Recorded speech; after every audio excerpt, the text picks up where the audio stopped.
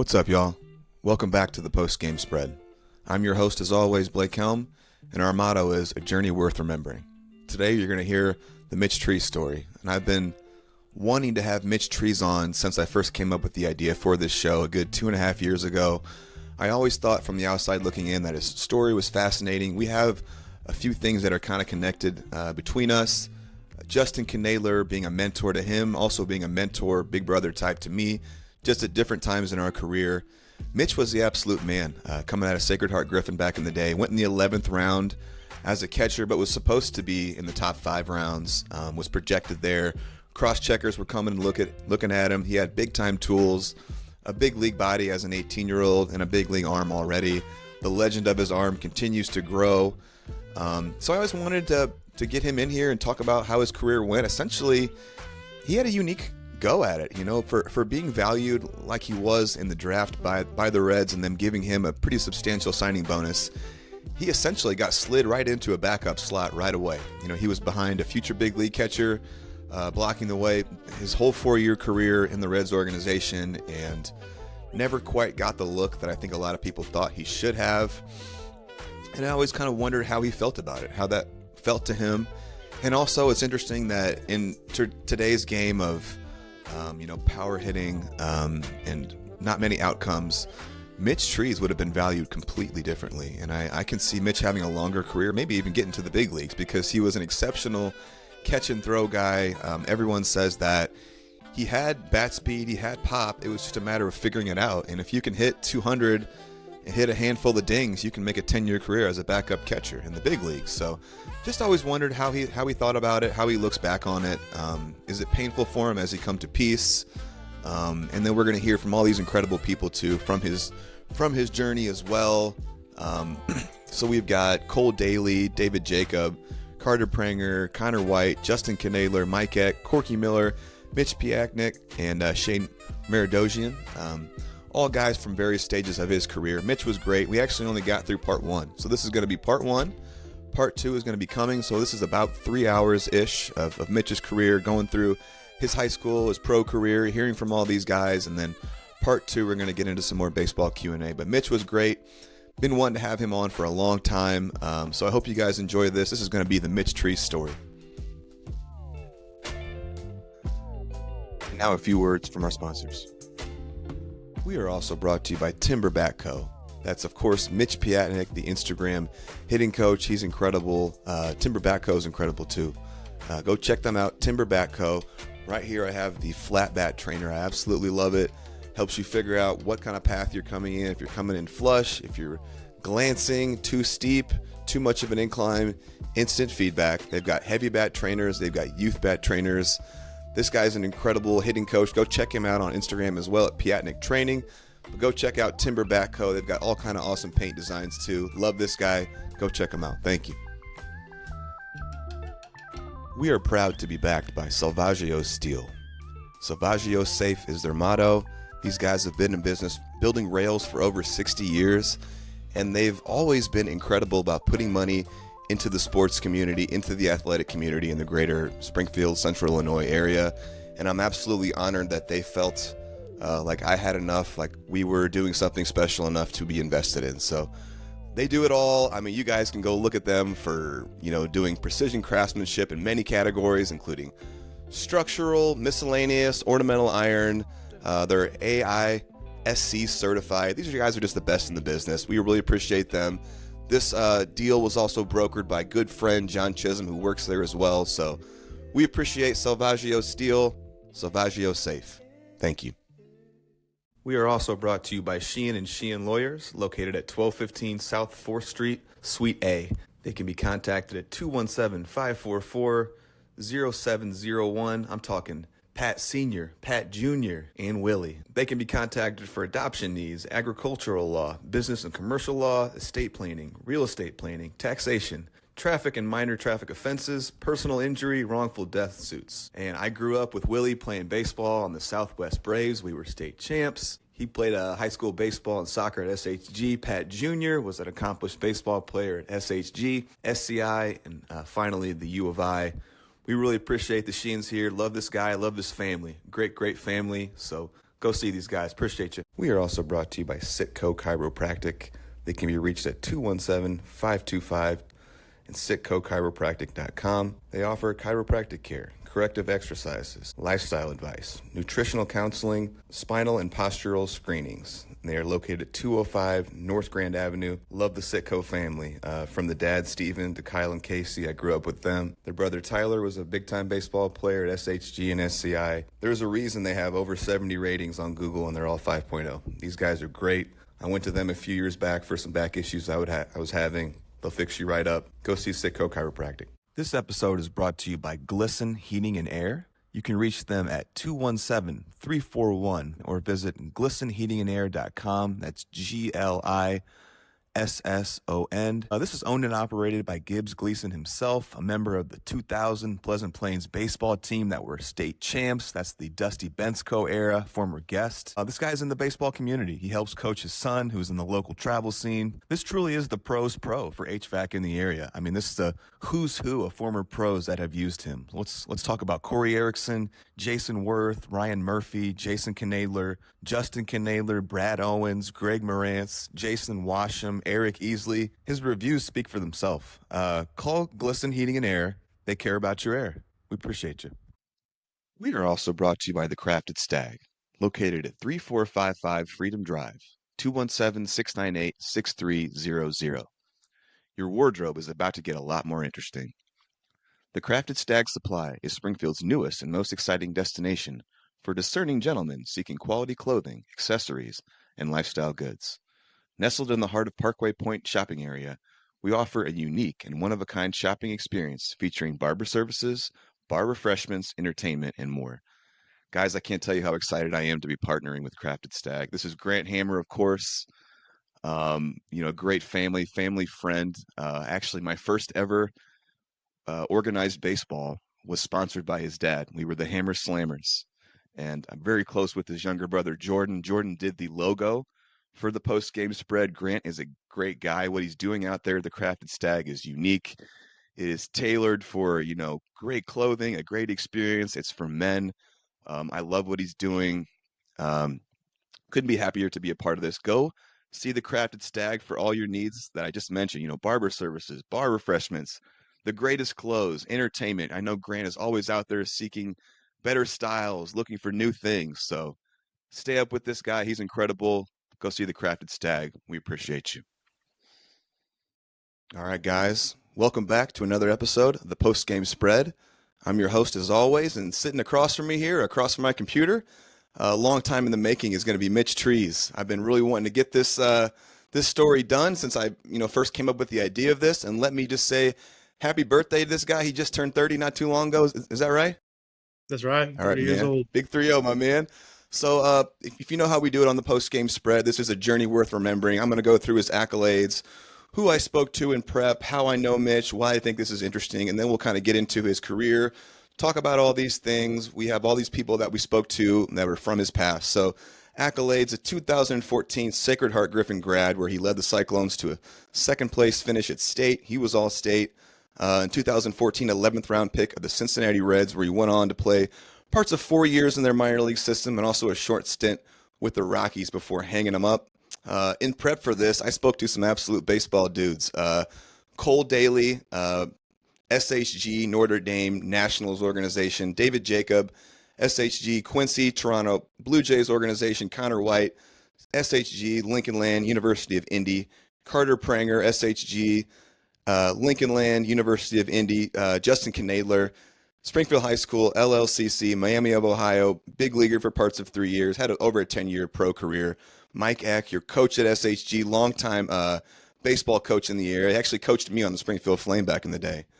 Corky Miller, that guy was incredible. Longtime big leaguer, current Reds roving catching instructor, quite the character. Mitch Piatnik, Stetson, State College of Florida, Reds organization, Indy Ball. He's an awesome hitting coach. He's also the guy for Timber Batco, one of our sponsors. I'll talk about that in a sec. And then pronounce Shane's last name for me. Martirosian. There we go. Shane Martirosian. You just sent him to me as Shane Marty in the contact list. So Reds organization.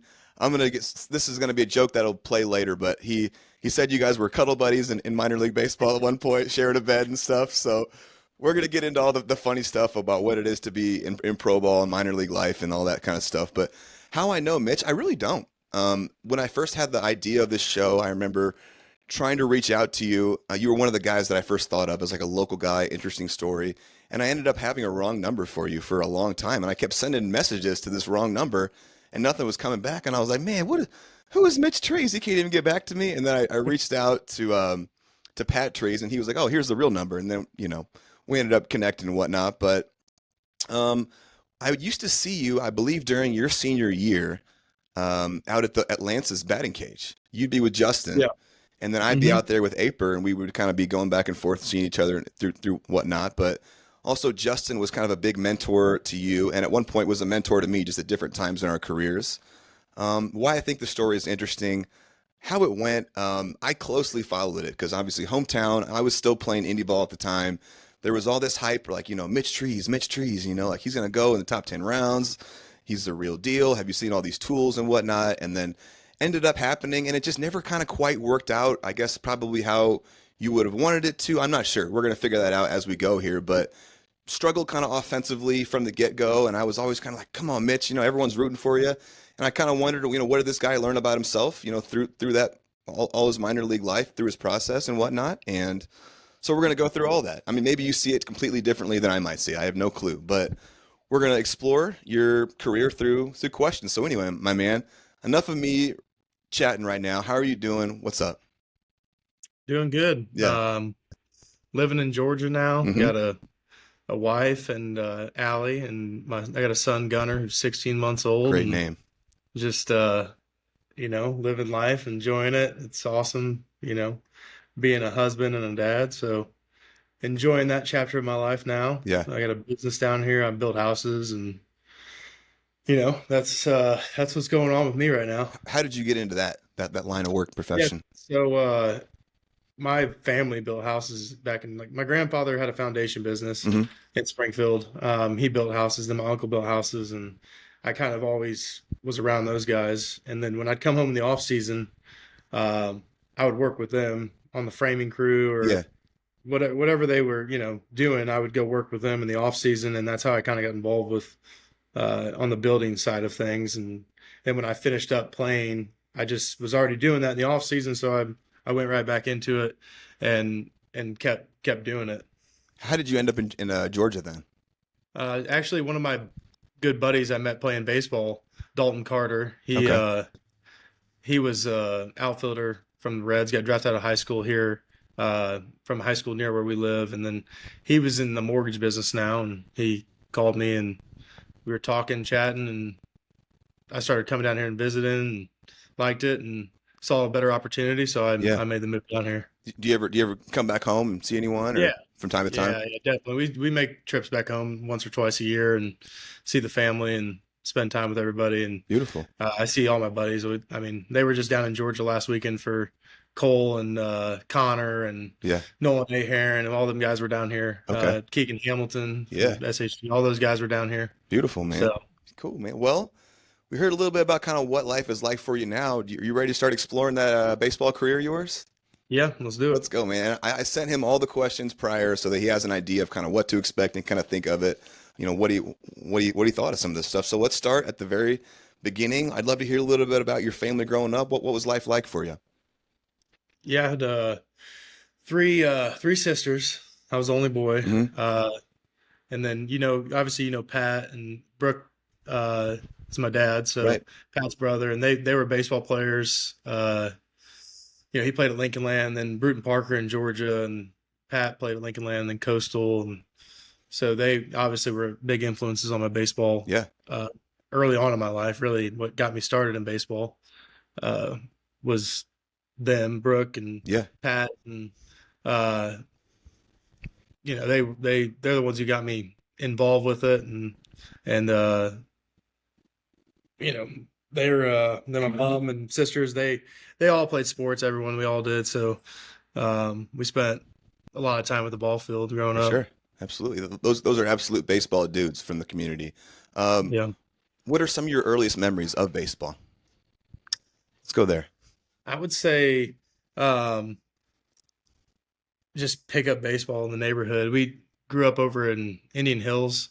Dude, I Uh, swear every guest I've had on here is from the North End. It's like yeah, it's a rite of so passage. You have to be a North Ender to make it in baseball from the city. right. So David Jacob actually was next door neighbors to me. That's how we met when we Okay. were probably 5, 6 years old.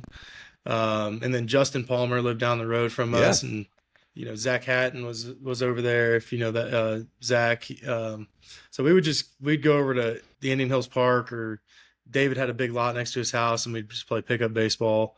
We ended up having a batting cage at our house eventually, so we'd all be over there hitting and playing, and it was just something we always did, outside of actual organized baseball. Sure. Do you remember like when the game like really grabbed you and you were like, I love this, I want to keep playing this, like this is my jam? I mean, honestly, I always have loved baseball since I think it's just always been something I did, and it was kind of the first sport I played, and I think probably my dad had a lot to do with that Sure. because it was something he loved, and we would always play catch out in the yard, and then I was really baseball's the main thing I did forever, so For sure. I've always been drawn to it. Do you remember your first home run? Everyone, at least I do. I feel like it's like a special moment for me. The first time it goes over the fence, do you remember yours? I don't Really? actually. I don't. I really don't. Yeah, I feel like it was. I want to say it was. I had to have been probably 10, maybe, or 11. Um, maybe with the Diamond Kings, that might have been the first one. Okay. That was when I was like 11. Okay. I'd love to. Let's see how good your memory is here. Take me through every team that you've played on from T-ball on. I don't know if I can do everyone. There was like the rec league teams. Like we were sponsored by my grandpa's foundation business. Safari Concrete was the name of our team, and Okay. that was playing over at Geedle Park. Like 8, 9U, and then I ended up playing with the Astros. Like Jay Harden coached us. I played with. Justin Palmer was on the team. Drake Harden. hmm Uh, there was, ton of David was on the team. Ridge Ackerman. Bunch of guys. Those some names. Yeah. Yeah, so we played with those guys, and then they were obviously a couple years older than me and David. So um, I think when I was 11, that was like 9, 10, 11, and then I went and played with guys my own age with the Diamond Kings, and that was like Cole Daly was on that hmm team. And then 12, we started the Statesman, I think. Not the Statesman, I'm sorry, the Steelman. hmm And we did the Steelman until high school. And then we got into high school, Statesman started. And That my was dad, Justin. yeah, my dad coached that team at first, and then Okay. Justin took over. Okay. Yeah, and Justin started coaching us. Okay. And then obviously then Reds after that. Yeah, Right. then the Reds. Yeah. And Okay. actually, I played with the Gamers out of St. Louis when I was in 8th grade. Okay. One season, yeah. So Okay. Interesting. How'd you end up with the team down there? yeah, they kind of found me and asked me to come down and to their stuff, and I went down there, and it was Matt Whiteside and Scott Cooper. I Okay. think they played in the big leagues for a little bit. There was 3 or 4 guys that played that lived in the St. Louis area, started this organization, Okay. and they kind of ran it like a you know college, or like a high Yeah. level at an early age. So it was cool to go do that. It was just driving to St. Louis twice a week was Yeah. got to be a lot. Well, I'm jumping ahead then a little bit, but somewhere within my research, I think someone told me that you had signed with Louisville or committed or were being recruited by them in 8th grade. Is that accurate? No, I don't know if that's. That's a little early. Yeah, I don't.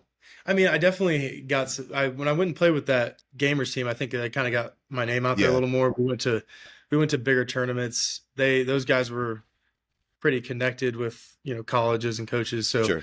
and I went and played up with, I think, their 17U team a few times. So I was in tournaments where there was actually college scouts there hmm uh, when I was in 8th grade. So I think maybe I started getting noticed there, and then Prep Baseball Report was just coming around. Right. I remember looking at that That and was being like, like, it this was is like a brand new interesting. thing. It was Yeah. in maybe Illinois, and I don't even know if it was anywhere else. It was maybe a couple states. It got to be by the time, like the Midwest, really. Now it's nationwide, I Huge. think. Yeah. Yeah, so that's where I started. I went to a couple of those, and then Yeah. I got invited to that Super 60 that is you do your sophomore, Hmm. and from there, that's when I started getting recruited a lot by schools For sure. after that showcase. And that really was kind of the infancy of that whole thing of like going to these showcases and these little Right. invites and showing what you can do, right? Like from what I think I know at least. Yeah. I Yeah. mean, it was.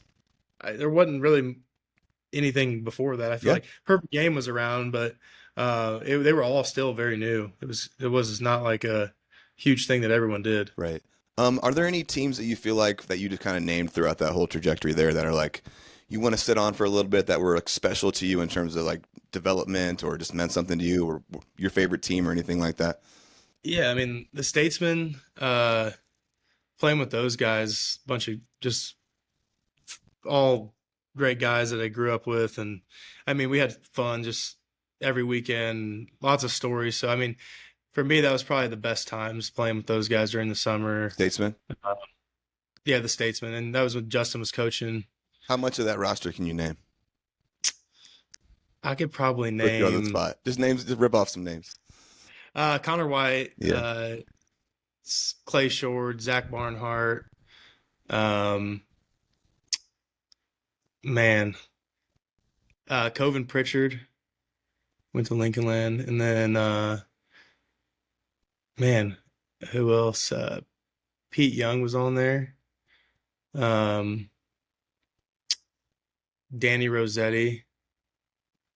Um, man, All right, okay, that's that's good probably enough. all. That's good enough. That's good enough. When Yeah. and you, I think you almost kind of answered it, but when did baseball start feeling more serious for you? Like when obviously you're going to these things and there's pressure now, and like people are talking Yeah. about you being drafted in college, and when did that feel more serious to you?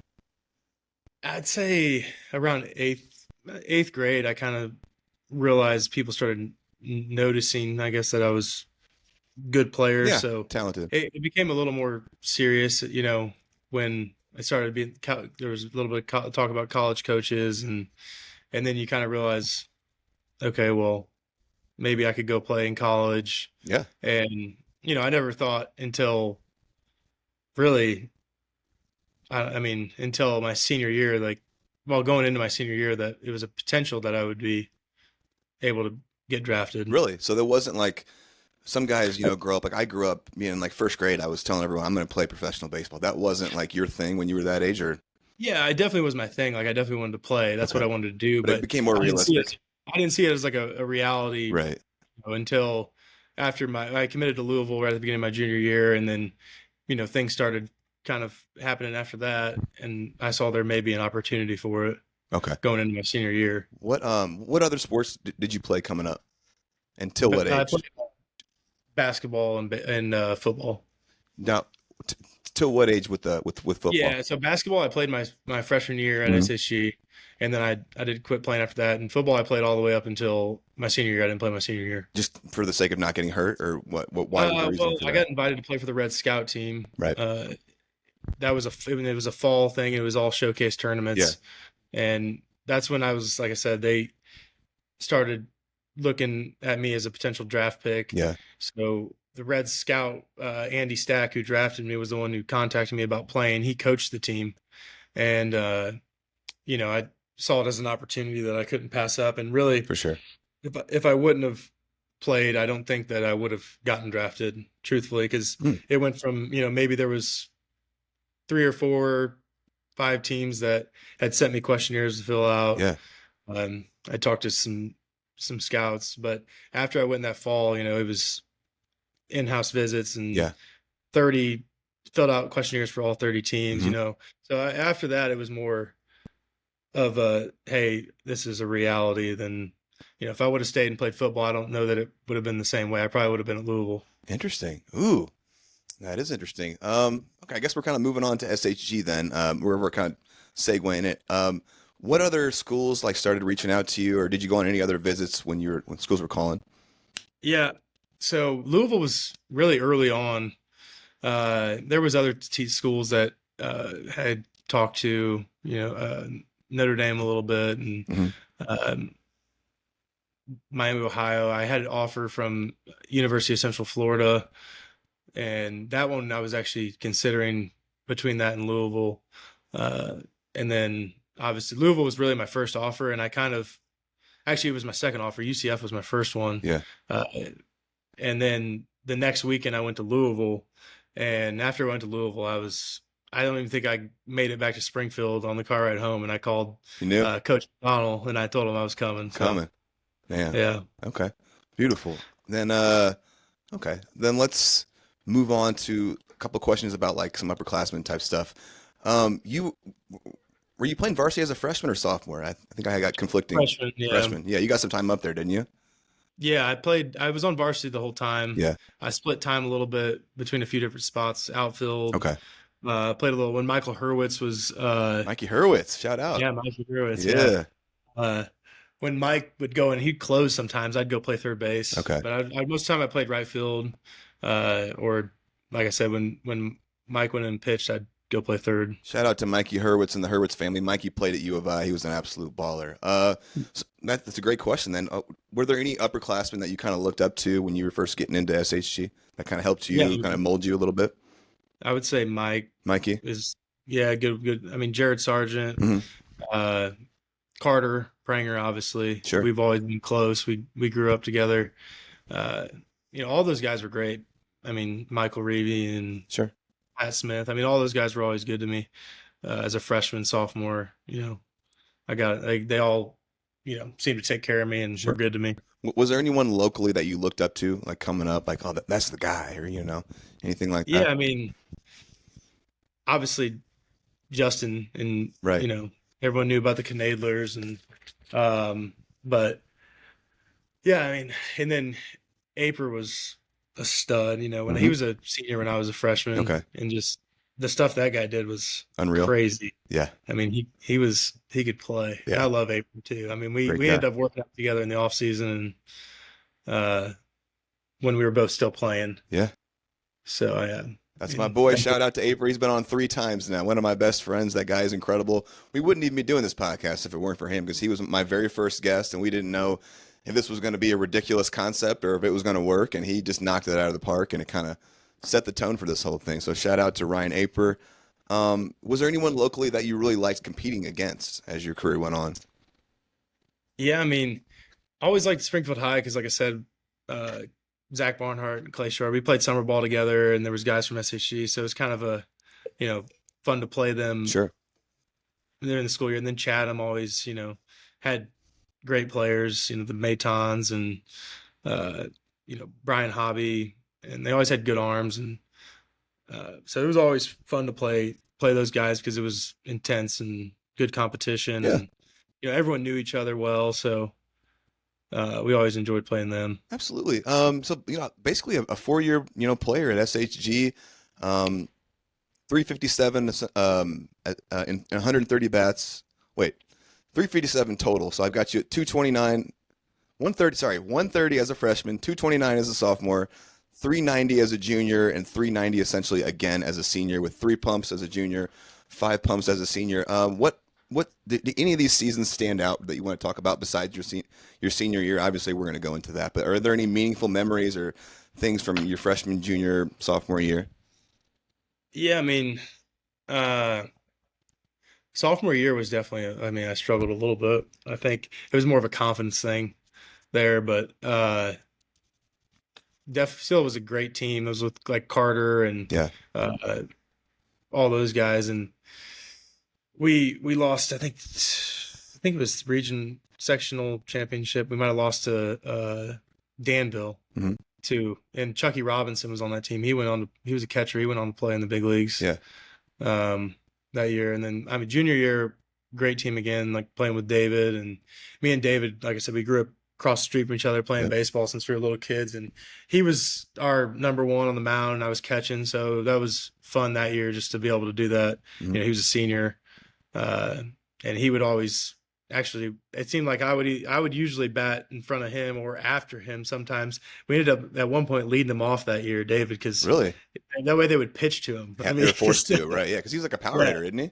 Yeah, I mean, David was Pop. one of the best hitters to this day, I would say David's one of the best hitters There that you I've go. Just can played rake, with. fall out of bed and rake. Yeah, I mean, he could rake. I mean, that guy, no matter where you took him, where you put him, he was gonna hit. I love that. We got a bunch of David Jacobs stuff coming up. I can't wait to get all these clips. These guys talk some incredible stuff about you. What I'm curious about next is kind of, I remember all the articles, all the stuff going on, as much hoopla as there can be going on during that time. Your kind of junior, senior year when all the pro stuff was like, Mitch is going to get drafted, top 10 rounds, how early? Were you feeling pressure during all this? Like, how did this culminate for you? Yeah, it was definitely a lot of pressure. Just I'd show up to the field every day, and a lot of times there's always scouts there. Sometimes they would Yeah. want to see me hit BP before or after the games. And And Justin then would come and throw to you after games and yeah, stuff. Justin would come. He would show up, which yeah, so thankful for That's Justin the and man. all doing all the stuff he did for me. Yeah. Uh, and yeah, he would show up and throw to me, you know, 9 o'clock at night out there with the lights on, so these guys could see me hit BP on the And field. it's just like you, the scouts, and Justin, and essentially you Yeah, hitting. yeah, and then like my Unique. parents would have been hanging around, Yeah. Coach Eck would hang around. It's yeah, it definitely was a lot, Yeah. especially every day. And it wasn't every day, but a lot of the times they were going to be there.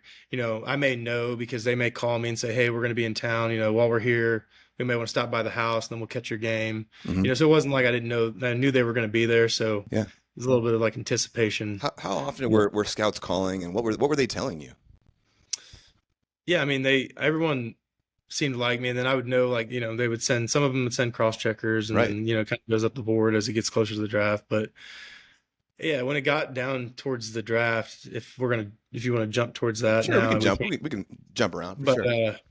the yeah, it was kind of I had hired an advisor at the time, Okay. which an agent. It was Yeah. actually Justin and Jason's agent, Yeah. Joe Bick. They set me up with him, and he talks to the teams. We get an idea on, hey, this is kind of where we think you're going to go from what we hear, and we thought it was realistic to go before the fifth round. So we kind of set the number on what we wanted Yeah. based on that, Mhm. and then that's kind of the way it went into the draft. Is we thought it would happen before the fifth round. Right. I mean, that's all I heard too. Is like this is going to be up for some big money. Like if you're top 5 rounds, that's playing for keeps money wise. And then so there was Yeah, a slide there, obviously, and you're trying to play like you're in the middle of this state tournament, essentially, yeah, still playing this, right? right. Yeah, we were still, I think, in the sectionals Yeah. playing when it was all going Can you on. tell me about that? Like your future is being decided. There's hundreds of thousands of dollars on the line, possibly. You're trying to play baseball at the very end of your season at the highest level. How'd that feel? Yeah, it was a lot. I mean, it Yeah. was definitely. But I mean, we had such a great team that year, and I mean, we still had fun. I mean, it was not, it was stressful, but also I still enjoyed it. I mean, Yeah. getting to do that with those guys, like I said, I grew up with a lot of them playing, and to be able to go as far as we did and make it to state, and it was still enjoyable. Just there Yeah. was definitely some pressure until it got to that point where I finally did get drafted. And now a few words from our sponsors. We are also brought to you by Hammers Radon Mitigation Solutions. You can reach them at 217-670-4292, hammersradon@gmail.com, or head on over to their website, hammersradonmitigation.com. They do exactly what you need. This is everything radon that you can think of. This is Les Hammers. This is a Springfield firefighter, a former standout football player at Jacksonville, a Truman State, and then played a little pro ball, a little arena ball himself. Since opening, Hammers Radon Mitigation Solutions have become masters of their craft. Their commitment to quality mitigation, exceptional services, and incomparable customer care keep our homeowners safe. They never stop improving and will continue to expand their offerings. Get in touch with Les today. You will not be disappointed. We really appreciate you guys. Thanks, Les.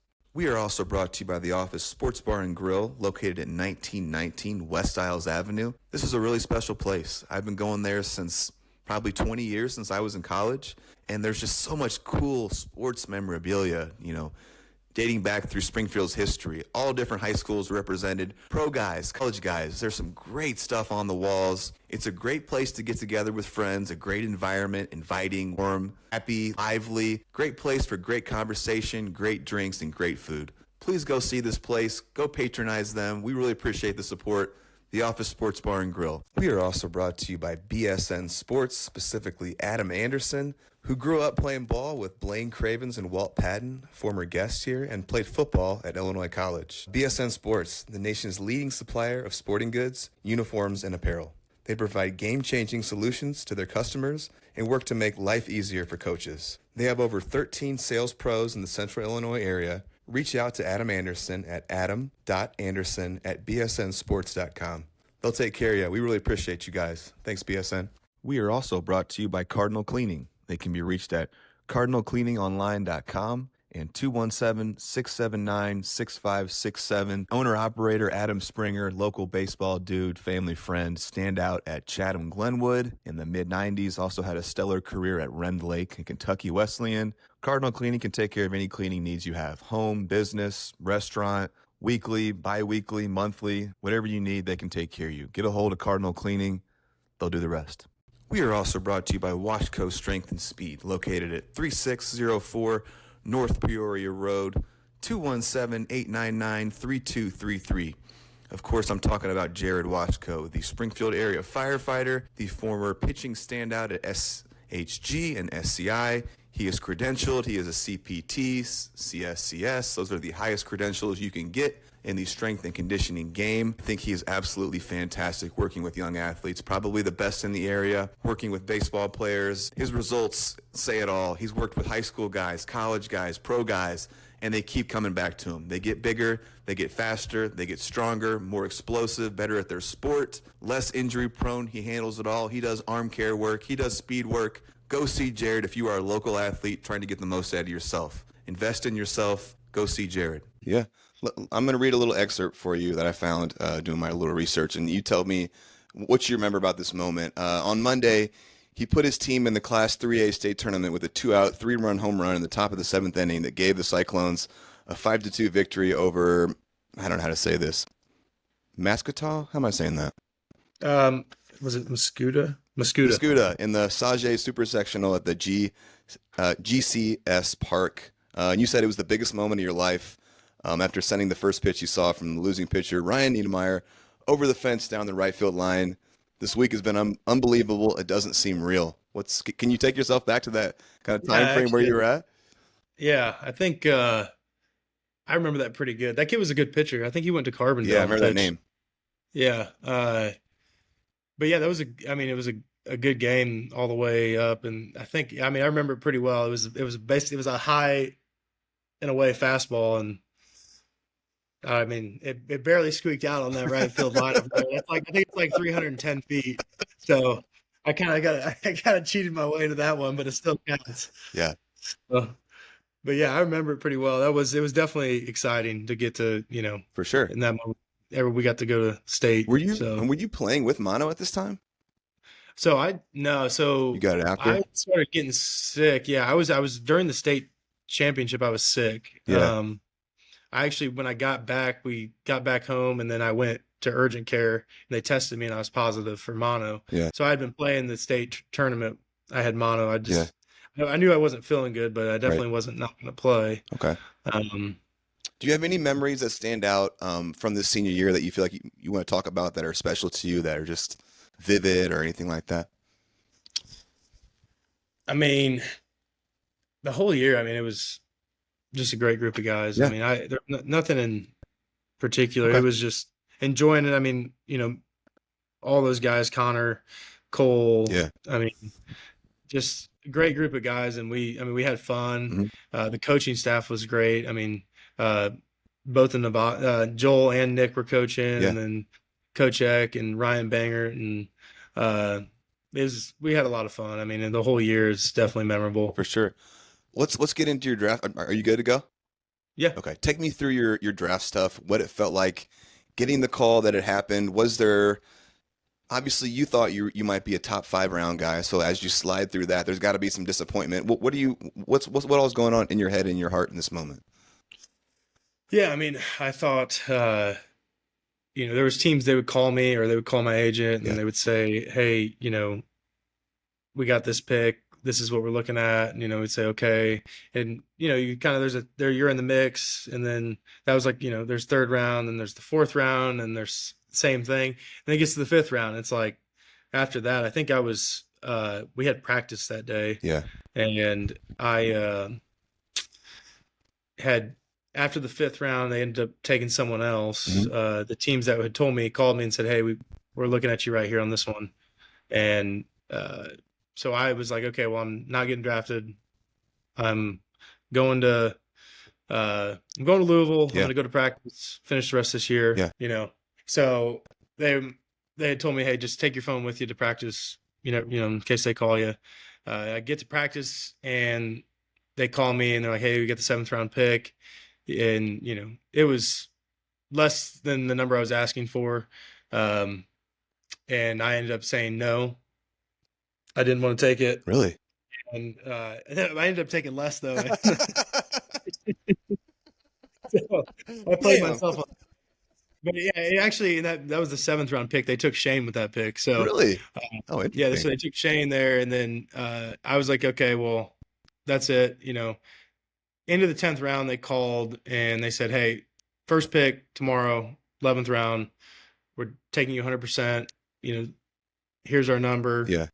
Talk it over." I talked it over with Joe and parents and Justin and got his advice and ended up just deciding that, I was going to do it. If Yeah. I kicked around a little bit, even like, "Hey, maybe I'll just go to Lincoln Land, and I'll Mm, play." really? I thought about that for a second. Like, Interesting. maybe I'll try to go to Lincoln Land for a year and then go Get maybe. drafted again? Yeah. Yeah. But Interesting. that was all kind of talked about, and we ended up just deciding that I was going to go play. Now, So do you feel comfortable saying what your number was for those first 5 rounds? Can you say that? yeah, it was 500. 500? Yeah. And then, so then what, how much, I don't, I usually look this up, but I didn't. I couldn't find Yeah. it. I ended up signing for 300 in the 11th. And that, I know things have changed. There used to be slot and all this stuff, and now there's like Yeah. a whole So it pool. was, So what yeah, it was it was, then? It was slot? so, So it was way so over slot then. 11th round was, I think, 100 grand. Yeah, so you were way over it. So, yeah. I think that year, the fifth round pick for the Reds was 300 and it was around 350,000. Yeah, So it was like right a there. close to 50. Yeah. Yeah. So Yeah. interesting. So must have felt awesome to get drafted, even though it was, you slid a little bit, but then you essentially get kind of the money ballpark that you were looking for. So some good things come out of this, right? Yeah. Yeah. Yeah. Yeah. Are I you mean, feeling yeah. good about this or no? Yeah, I did. I felt good about it. I was excited. Okay. I definitely wanted to go play after You're my ready to senior play year. pro ball. Yeah, I wanted to go play. Yeah. And I after talking to especially Justin and that, and he's like, "Yeah, man, I think like from a catching standpoint, you're ready to go play. Like, you just go out there and play." And Yeah. so, And you know what? Everyone has talked about you being this kind of physical specimen and like being this grown man and really strong and physical and all this stuff. So it makes sense that physically you were probably ready for pro ball already, right? Like some guys need to go to college to get stronger and bigger, but you yeah, probably already had a pro body as an 18-year-old. yeah. I mean, I think I was probably 195 pounds my senior year. Yeah. Well, I mean, Looking I cocked was, too, man. I've seen the pictures. yeah, yeah. But I definitely was. I ended up that I couldn't put weight on for a while, but I ended up after like my first full year. But when I went back to spring training, I ended up getting up, eventually up to like 218, 220 Yeah. playing at that weight. But Big Daddy. yeah, so but yeah, I was I was definitely, I think, physically, I could go play. Right. Mentally, I think that's something we can touch on later. But Interesting. I think that definitely going to college for the mental part of baseball, Right. just being getting a little few more years of just Maturity, life. life. Yeah, So absolutely. it definitely makes a difference when they send you out there to go play. Yeah. In my opinion, not that I regret doing what I did at all, but I think when you have those few extra years of just being in that setting of high level baseball Yeah. and just life in general, like I mean, you're gonna have your head on better for situations that you're going to face when you're out there, on your own playing So I professionally. totally agree. Are there some what ifs in you? Like, man, what if I had gone to Louisville? How would that have gone? You ever thought about that? Of course you have. No, I mean, not really. I don't. I mean, I haven't. I definitely sometimes think, what would have been, but Yeah. also then, Will Smith was the catcher at Louisville, and that guy's doing pretty good. So Yep. He might have been tough to beat out. yeah, that guy's he's doing all right. He's doing okay. All right, man. Well, let's circle back to the mono thing then, because you got mono kind of right around then. How long did that prolong you going to pro ball, and kind of what kind of toll do you feel like that took on you physically? Yeah, I was so like I said, I think it was about 195 pounds. I think when I finally left and reported, I think I was down to like 180. I had lost like 15 pounds. I Yeah, was like 180 pounds. Um, I was supposed to leave that next day, but I think we finished on a Saturday. I was supposed to fly out on a Monday. Obviously, that got pushed back. I ended up, I think, 2.5, 3 weeks extra at home until the doctor cleared me.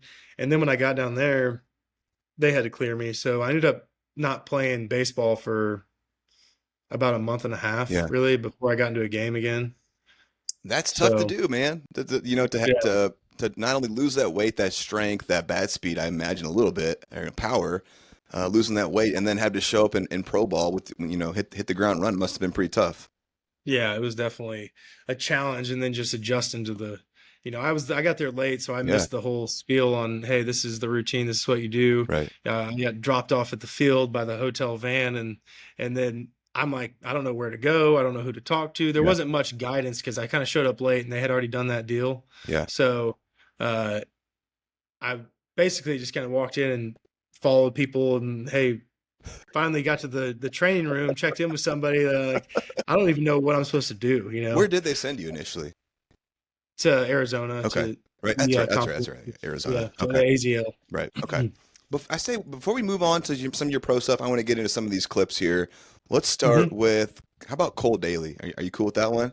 Yeah. All right. And I'm gonna get him on as a guest someday. He's been kind of slippery with me, but I'm gonna get him on someday. So Cole Daly, SHG, Notre Dame Nationals. I had a great time talking with this guy. Let's go first meeting. Here we go. I think I met Mitch first when we played we tried out for the Diamond Kings together. Oh, really? So we ended up starting playing together. I think he was, I want to say maybe 13 and I was 11, or Okay. I don't know. We were a little bit younger. Maybe it was maybe 12U or something like that. Okay. And we kind of just started to become buddies then. Yeah. We just, we were always going to summer tournaments together. Yeah. Our siblings were friends. We had a Yeah. good team, a good group of guys. We'd all hang out, and we just started to become buddies, and then ended up at high school together and playing Yeah. together for a few years. All right, so I'm gonna just keep ripping through these. If you feel like you have something to add on to them, or you have some context or anything, just give me a little signal or something like that. But that was Cole Yeah. Daly. Let me ask you this: I always heard that he was like A1 shortstop, like just absolutely filthy with the glove. Do you Oh have any yeah. thoughts on that? Yeah, he was smooth. That's for sure. He Yeah, was always, yeah. I mean, really good glove. One of the best gloves that I played with. for sure. All right, Cole Daly. Let's go middle infielder. Kind of how athletic he was behind the plate. He was almost like having a middle infielder that was, your catcher. He was very smart back there. He was always anticipating plays. He was leading from behind the plate. Pitchers wanted to throw to him. Mm. It seemed like he kind of knew how to get the best out of guys, and it seems like he gets pitchers to be confident. I don't know, Yeah. or gets other players around him to be Yeah. confident. I know I always felt more confident with him. Always from growing up, I just whenever we'd go to big tournaments or whenever things would whenever it would be a big situation, it was nice knowing that he was on your side and that you had him behind the plate to be able to control the game Yeah. and match. Love. Got anything? No, I appreciate that, Cole. Yeah, Uh, it's a cool clip. The one thing that kept coming up over and over and over, all these guys said that pitchers loved throwing to you, that you were amazing at handling a staff, at building that relationship, and that everyone just felt very comfortable with you back there. And obviously shutting down the running game essentially anytime you were back there too. So cool to hear stuff like that, right? Definitely. All right, man, here we go. This is going to be a common theme too. We're going to talk about that right arm, just like how I talked about when I had Justin on. We talked a ton about his arm. The legend of your arm lives on, my friend. So here we're going to talk about it. That arm. Yeah, I mean, I think it was everyone kind of knew it was just a total game changer. Game changer. I can't count the number of times we backpicked somebody off second base just from catcher to short. We used to get excited for guys to get on second and see how many times it would take for us to get a couple guys in the game to backpick, and it was just it was a blast to be there waiting on the runners when he'd throw. You know, For sure. we always had a good time. We tried to make it look pretty good, have a little fun with it too.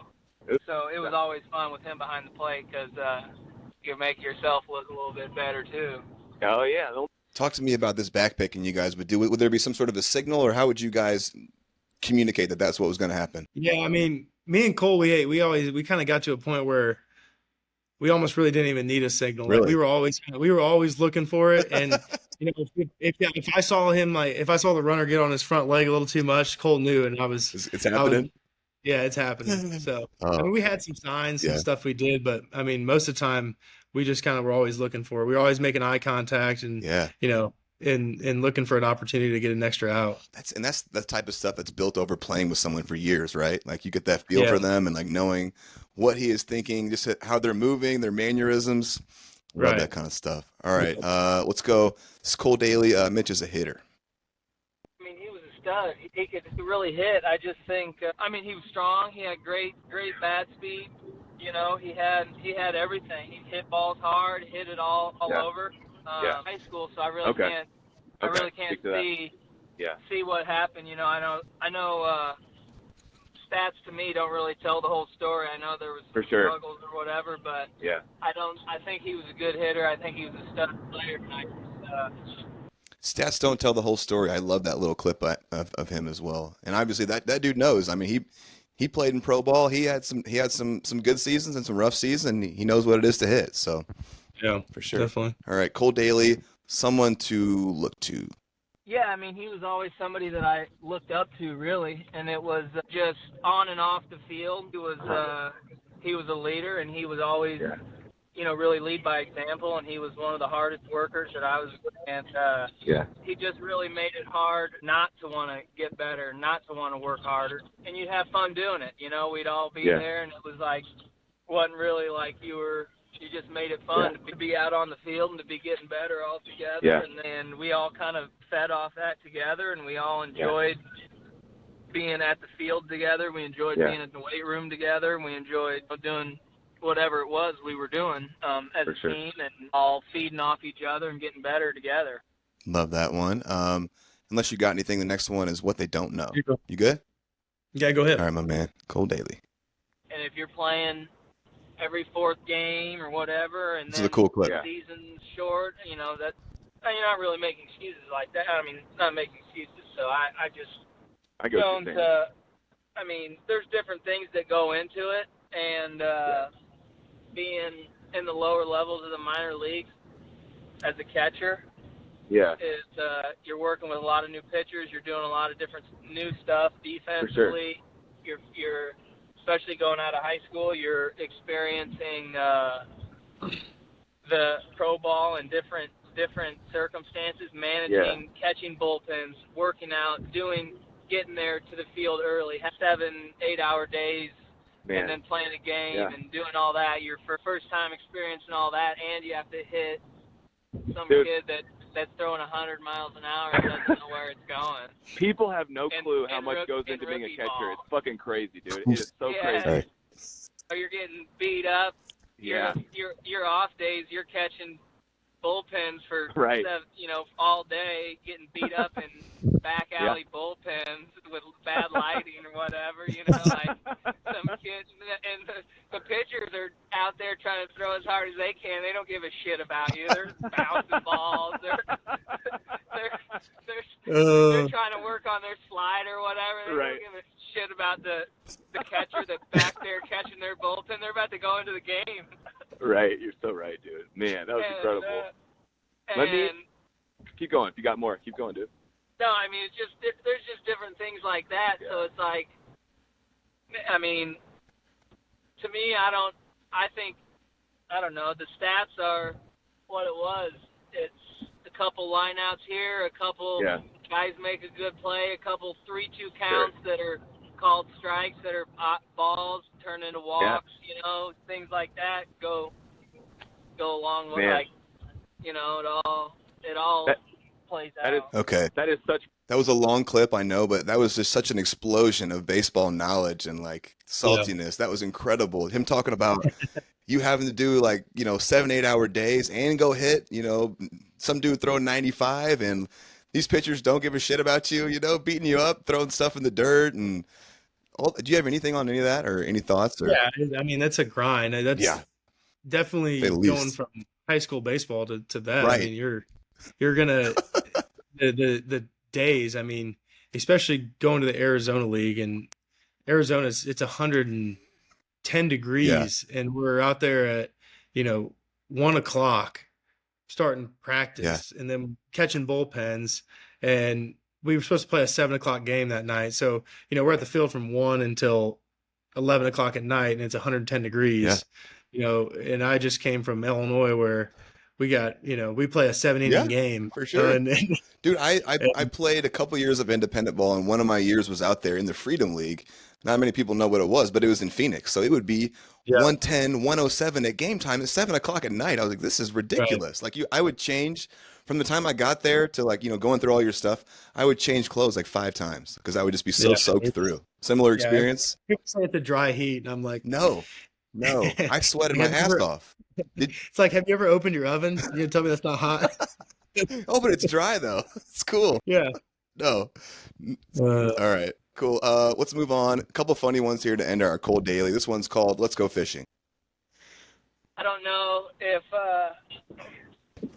you're allowed to say this. If anyone on the Reds is gonna get in trouble or anything. But we were on spring break before one of our games, and so the Red Scout was coming to watch Mitch, and so we had played for him for the Red Scout team in the fall.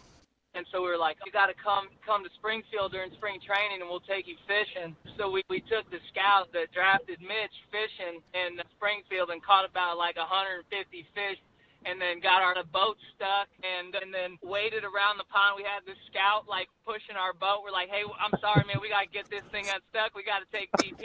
and so we're like, hey, sorry, we couldn't use the boat. And we caught like 100 fish. And he's like, oh, that was fantastic, dude. I'm so fired up about it. And then we went back out, took BP and played the game, and then he drafted Mitch. That's how it went. That's a true story. Yeah, Andy Stack. Yeah, we went fishing, man. We did. We caught like 150 fish that day. Really? No shit. Then we went and played. Yeah, then we went and played. Beautiful. And this next one is another funny one. This is going to be called breakfast and dip. Here we go.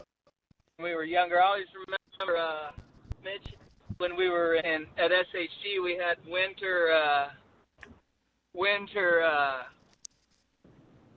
conditioning practice. Winter workouts at the hitting center at 6 a.m. on Saturdays. I didn't have my license, and Mitch did, so he'd always pick me up with his subs in the back, and then we'd go to practice and then get breakfast after, and we'd always had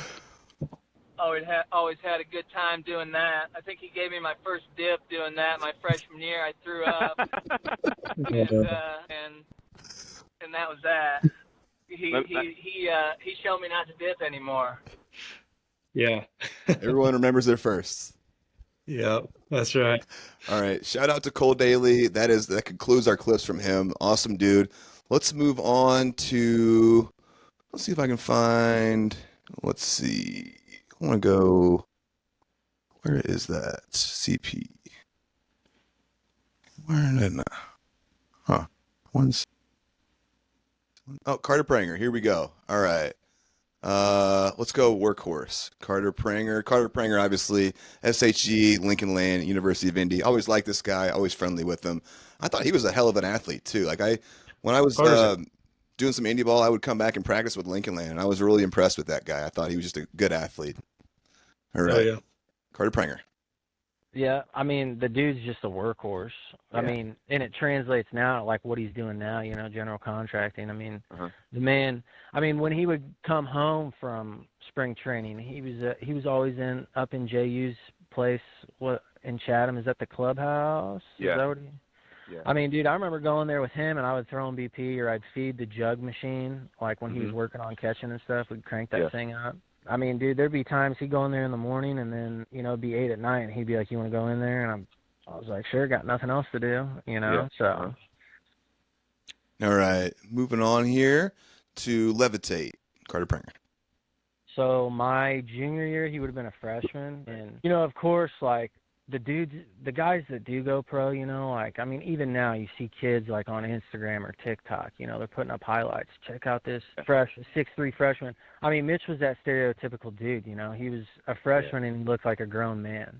Yeah. So it was like, he was a freshman and he played with us, and he looked like he belonged out there just because of his size and everything. And, I mean, I will say he is hands down the best defensive catcher I've ever seen in my entire life. Like, some of the throws he'd make from behind the plate, like, high school bad pitches, and he's having to try and, like, throw kids out at second base off like a way outside pitch, and I mean, dude, I don't think a kid swiped a bag on him. I mean, I could be wrong, but I mean, his arm strength was just nuts.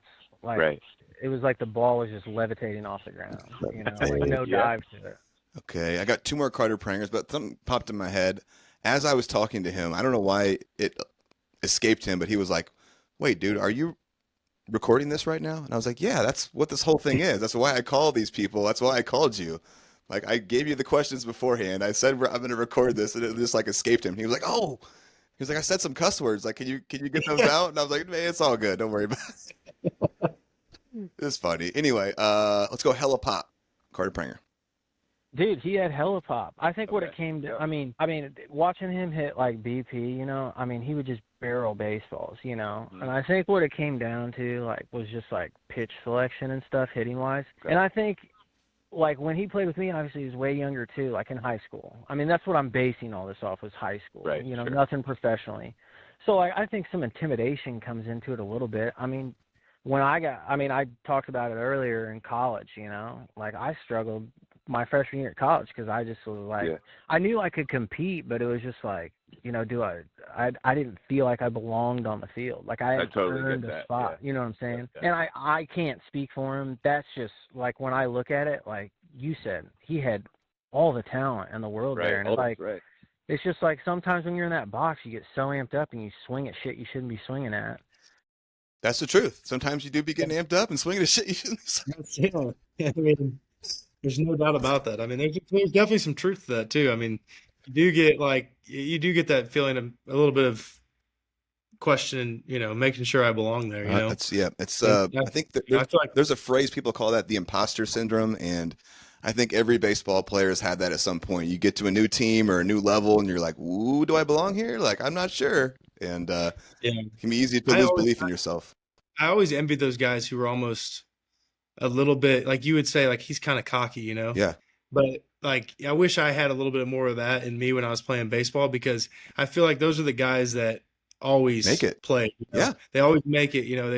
It's not that they were like bad dudes, they were cocky, like arrogant, but like they always like carried themselves in a way that was just different than, it was like everybody else. It was like their strikeouts and like failures like slid off them. Like, it didn't matter. They didn't care. They knew they were going to get theirs on the next one. That's kind of how they always carried themselves, which is really what you need in baseball, is, I think, to make it, is you got to have that, you got to forget quick and be confident. I remember reading a story about Lenny Dykstra one time that always stuck with me, and it kind of fits right here. And it was like he was going to face some former Cy Young winner, something like, I don't remember even who it was, but he was on deck basically like talking shit about him. He's like, Lenny's about to hit a double off this guy. and this guy's nothing. And someone was like, "Do you know who this is? This is like Steve Carlton or something." He was like, "Lenny don't care. Lenny hits doubles." You know, it was like Yeah. that kind of Yeah. It's belief in yourself, right? right. It's almost those guys that just seem to always make it Yeah. that have that Right. confidence. That little, yeah. All right. Last one. This is going to be called brutal. Here we go. How hard it was on him mentally? Can you speak to that? I mean, I think it was tough. You know, I remember him. I mean, this is a story. I wasn't at the game, but I think my little brother was. He was playing over in Peoria. I don't know what minor league affiliates over in Peoria. Chiefs. But Chiefs, okay. And this story could be wrong too. So you might have to ask him this off the record. But dude, I could have sworn my brother told me this. So he went over there with Lynn, who's Mitch's mom, and Brooke. They went to watch him play over there. And I don't know what it was, but like they picked Mitch to be like the guy on the opposite team. You know, if this player strikes out, everyone in the stands gets a free fry at McDonald's or something. Yeah. And so everyone's just hounding him when he's at the plate, you know. And what happens, you know, strikes out. Everyone goes nuts.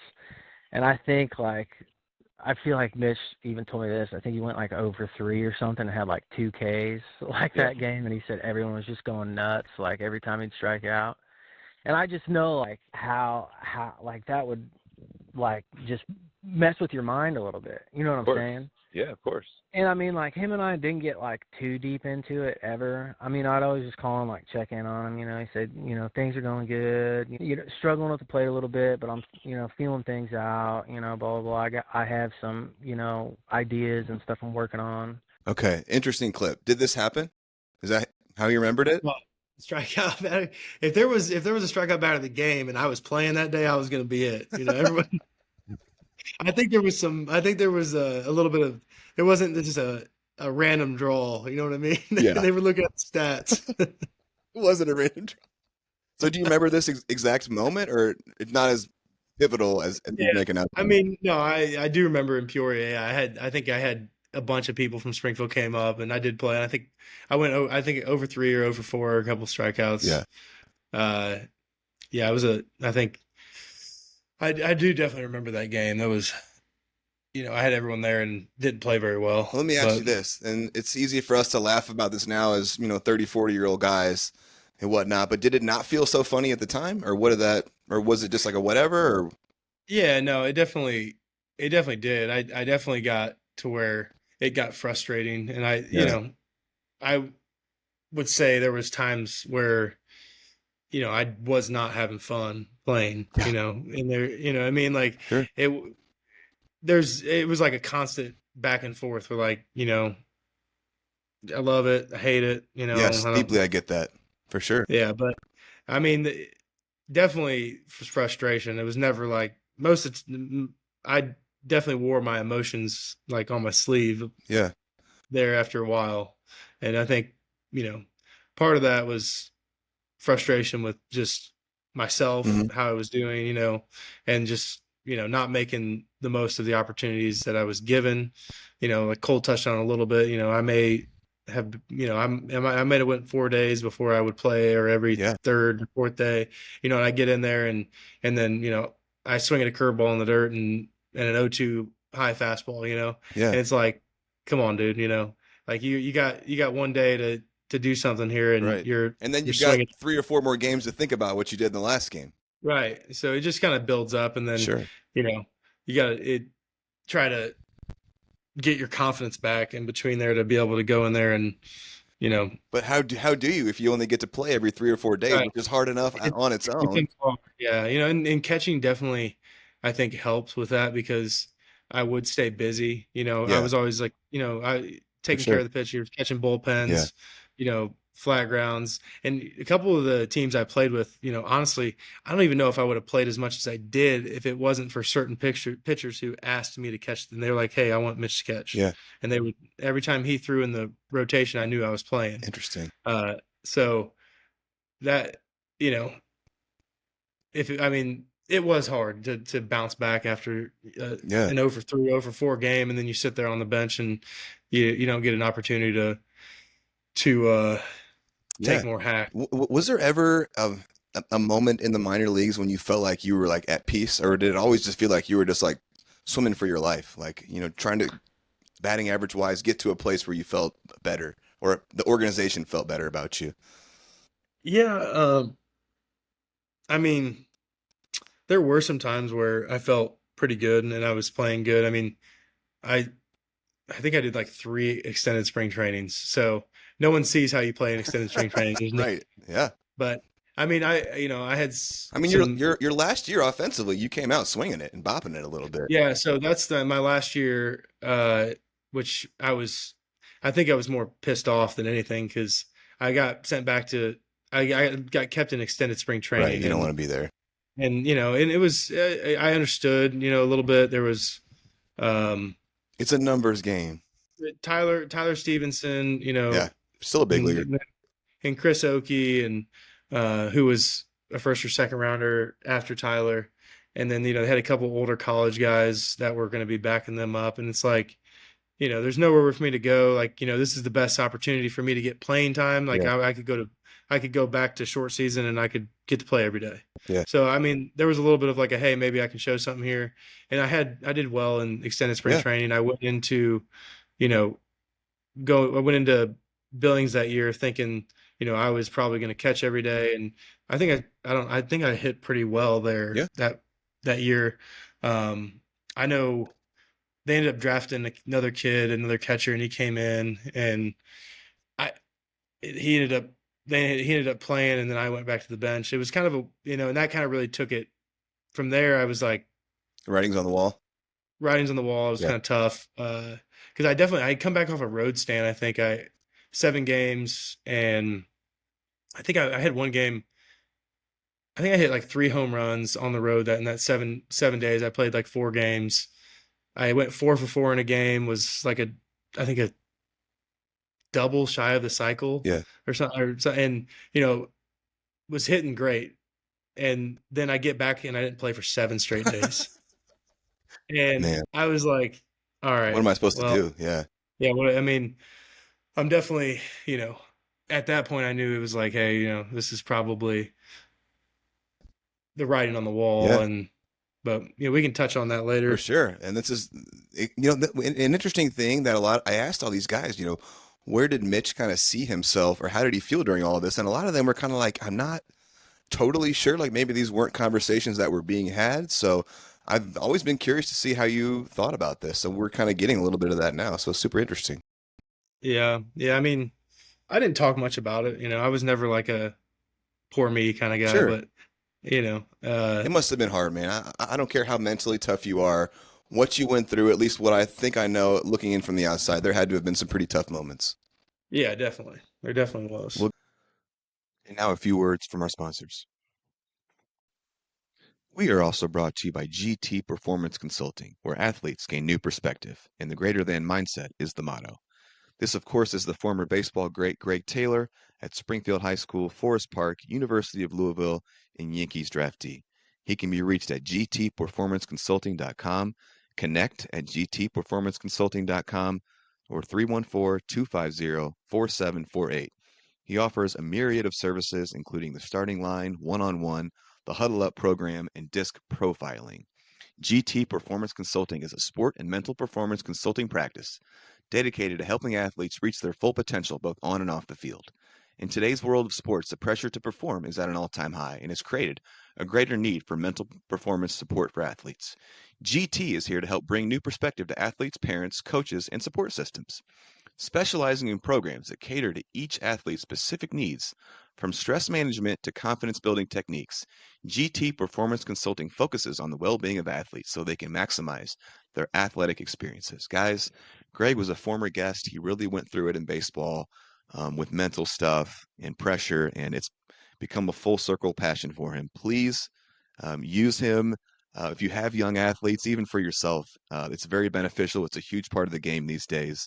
We really appreciate GT Performance Consulting coming on board. Thanks, Greg. We are also brought to you by Safe House Home Inspections.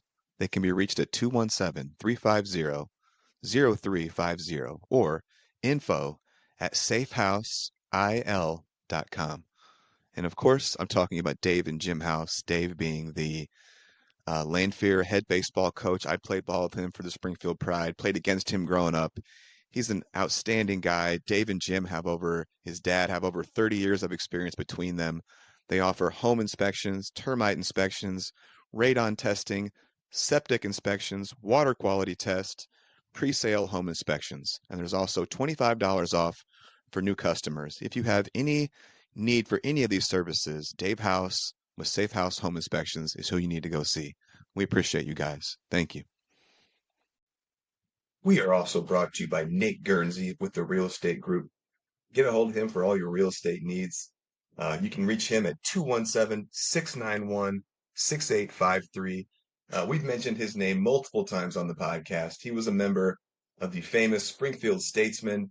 This guy was an absolute sharpshooter with swag for Southeast back in the day. I can remember watching him play the city and really liking his flavor and the way he did things. So go see Nate Guernsey with the Real Estate Group. Again, 217-691-6853. Love this guy. We appreciate you, Nate.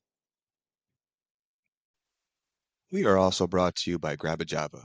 They have 3 locations located at 1702 South 6th Street, 300 Chatham Road, and 3115 Headley Road, with hours Monday through Friday, 6 a.m. to 6 p.m., Saturday, 6:30 to 6 p.m., and Sunday, 7 a.m. to 5 p.m. This is my favorite Springfield coffee spot. This is Bill Legge, a former neighbor of mine. It's been really cool watching Grab a Java grow. I think very highly of this man. He's a family man. He takes care of his mother. He's done really good things with Grab a Java.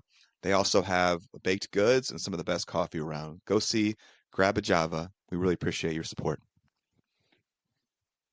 We are also brought to you by BOS, Bank of Springfield, and Jason Knadler. The Bank of Springfield has essentially a whole baseball team over there. I'm talking guys like Jason Knadler, Justin Knadler, Timmy Ballin Wallen, Eric Weaver, Ryan Murphy, Murph Mathiot, Frank Stefano, Greg Morantz. I trust every single one of these guys to handle my money and to steer me in the right direction financially. There are 3 locations across the greater Springfield area for your convenience. Bank boldly with BOS. We really appreciate you guys. Good there. All right, man. This is awesome. It's unfolding, man. Let's go David Jacob now. Had a great time talking to him. And one of the coolest things about this podcast too is a lot of these names are people that I've heard of and know of a little bit, but I've never really talked to. So it gives me an excuse to have a 15, 20-minute conversation with these guys. And now we're on some level, we're friends. So I appreciate that too, man. Bringing all these baseball dudes together. Let's go David Jacob meeting Mitch. Here we go. So when I was 4 years old, I moved to the same street that he lived on. Oh, wow. So Mitch is probably my longest friend I've ever had. You could not find us a day in the summer where we were not doing something together. He had a batting cage in his backyard. We had a Indian Hills Park right around the corner. Mm-hmm. And we were constantly just riding our bikes around the neighborhood. So we've been friends for a long, long time. All right. Never really played. Here we go. Kind of a unique thing. We never really played summer ball together except in special tournaments, the East Cobb against East Cobb and stuff like that, where USSSA World Series and stuff like that, where he played for the Statesmen. And I played, I think, a couple times with them. But that was really the only times that we played. So we played against each other a lot. Okay. So that was always, I always thought it was fun too. That is interesting. You guys played against each other more than together. Yeah. It's funny that me and David, right? But he was a great older. Okay, that's right. But I think that was probably more because I was in 8th grade and he went to high school. So then he started playing summer ball, and we stuck with our teams. But yeah, we never really did play very much together in the summers. Okay. But yeah, definitely me and David, he probably is one of my oldest friends to this day. Beautiful. You guys stay in touch? Yeah. Yeah. Cool. All right. Next one is called Brick Shithouse. Here we go. Yeah, he was built like a brick shithouse. I think he had a 6-pack in 1st grade. I think my mom made a comment about that. It's that kid is just shit, yeah.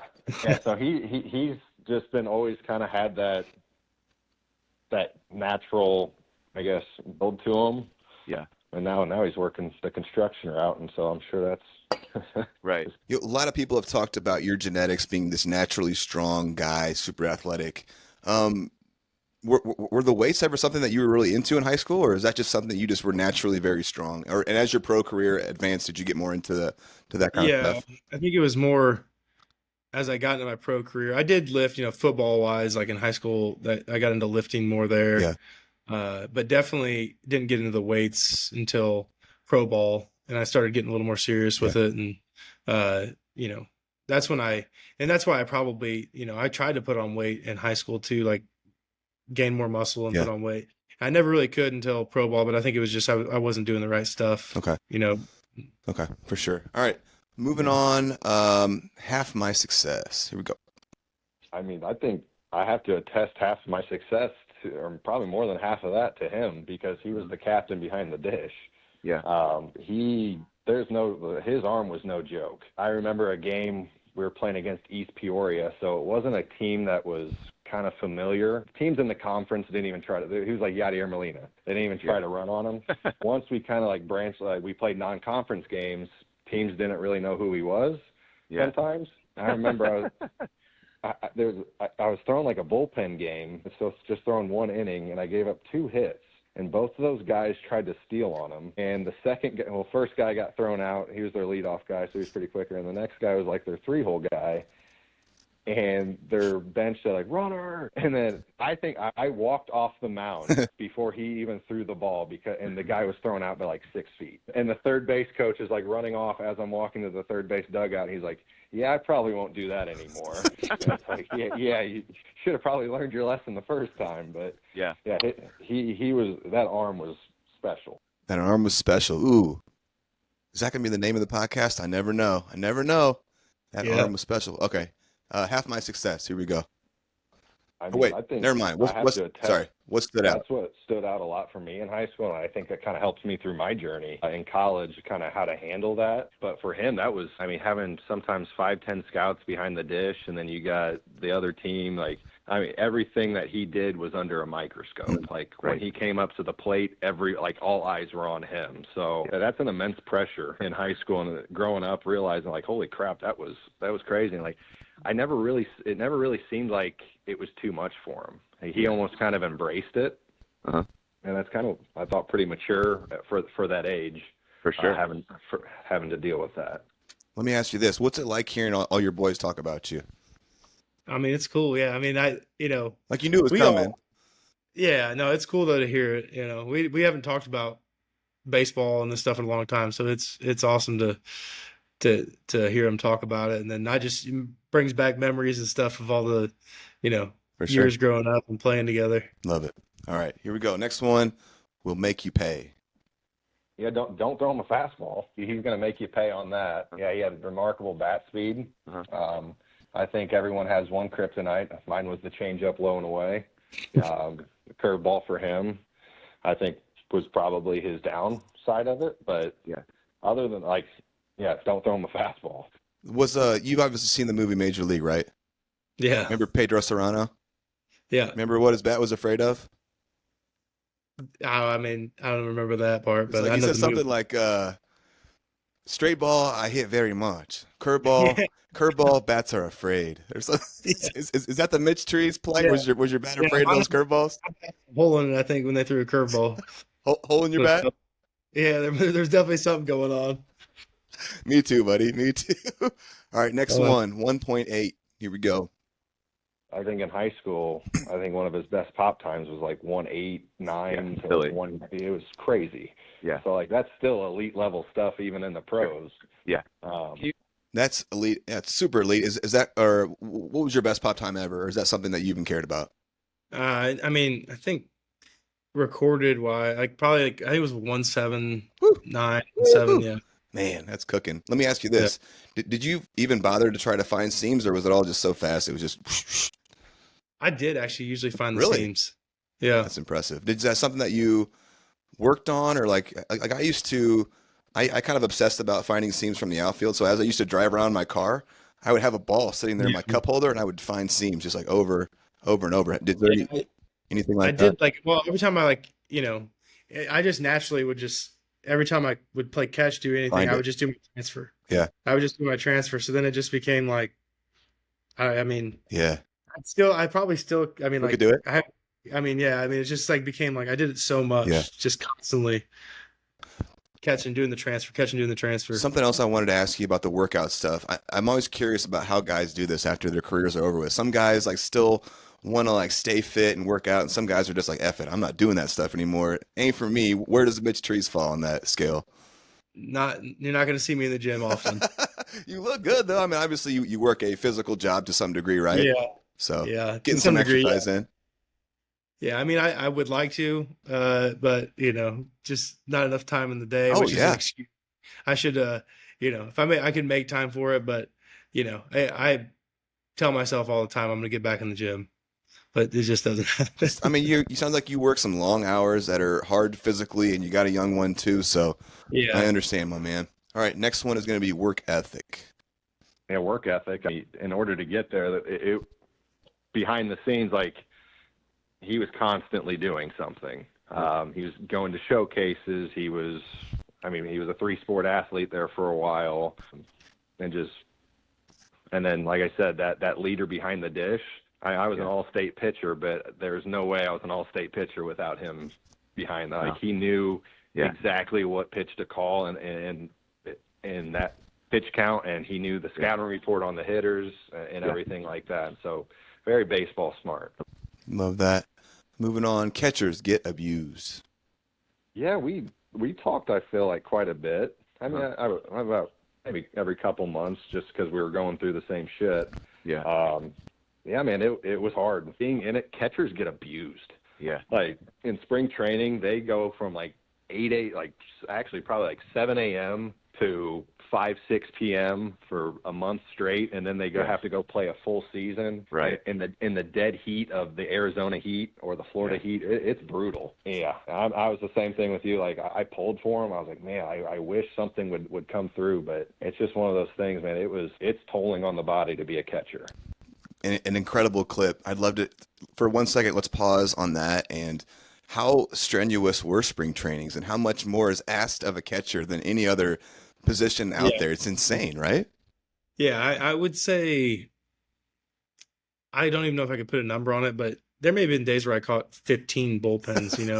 I mean, And you like, still got to hit, and you still got to run and do stuff like so, that. like most days, like like the Reds coaching group, Corky and Mike Stefanski, while I was there, those were awesome catching guys, and we would had a great group of catchers. Like all the guys, got along. We all were working hard with each other, and so we would get there at 6 o'clock in the morning, and do our early catching stuff in the cages, and everyone would work in. It would kind of work from like different groups, big leaguers down, and then those guys were always like, hey, the cage is open in the morning, let's get our work in, and then that just rolls into team stuff, and then bullpens, and then more bullpens, and then you do individual defensive breakdowns, and infield, outfield, and then you go to a game, and then if you're not playing in the game, you're catching more bullpens while people, guys are warming up, and if you're at the complex and there's a couple games going on, you might be warming up a guy from that's playing in the other game over there, needs someone to warm him up. I mean, you're just like basically, if wherever they need you, you're kind of, you're there. And you have to, I imagine you have to love it to be able to do something like that, to put yourself through that over and over. Yeah. Yeah. Yeah. I mean, I definitely loved catching. That was probably what, I mean, that would help with the struggling at the plate.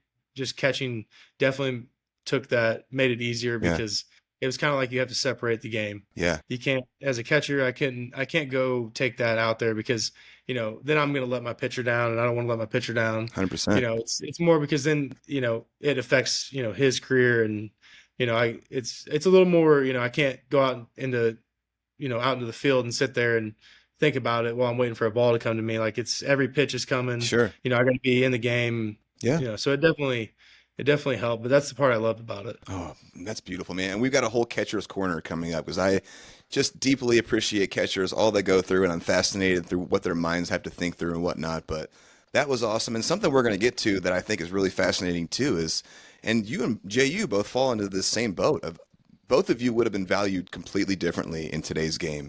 Being these really strong catch and throw guys that have pop, you would have gotten more time. There's no doubt in my mind.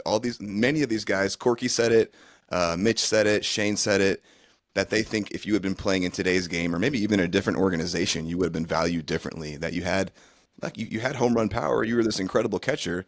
Let's give this guy more time. Now you can hit 200, right? And hit a couple of home runs and be awesome as a catcher, and that's a 10-year big league backup. Yeah. You know, I don't know, not to like make you look back on something with, any kind of way, but it's true. You would have been valued differently today. All right. Yeah, well, I appreciate that. Yeah. All right. Last one. This is a funny one, I think. What can I share? Here we go. See, I've been thinking about that, and I was like, I don't know if there's any really appropriate stories for us. We've been through a lot together. Yep. I've had, growing up, we'd go hunting. Like I said, constantly at Indian Hills Park. Yeah. Playing soft toss or,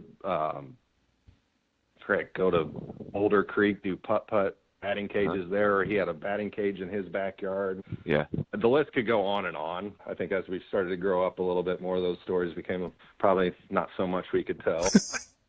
I love that. And we even talked about this before we hit record of course, I played the game. I've been in locker rooms. I know what it is. I know all the funny stories, but there's some things that it's just we're not going to talk about as 30, 40-year-olds. It wouldn't be appropriate. We're going to leave them there. So I appreciate that. But it's always funny when someone's like, I don't have any stories that I can share. They're just not. Spend a lot of time in the clubhouse. Time in the clubhouse, my friend. All right. Appreciate that, guy. That's going to conclude our David Jacob. He was incredible. Really appreciate him being a part of this. We're going to move on to Connor White. There's a story in here that I've been itching to get to. I don't know why. It just really tickles me. But let's move on to some Connor White. Obviously, SHG, Lincoln Land, University of Indy, and is now a Springfield firefighter. So shout out to that guy protecting our community. Here we go, Connor White. Let's go. A Mitch story. Well, yeah, the baseball story though. So I was trying to think exactly like where we were. I know this was our senior year of high school.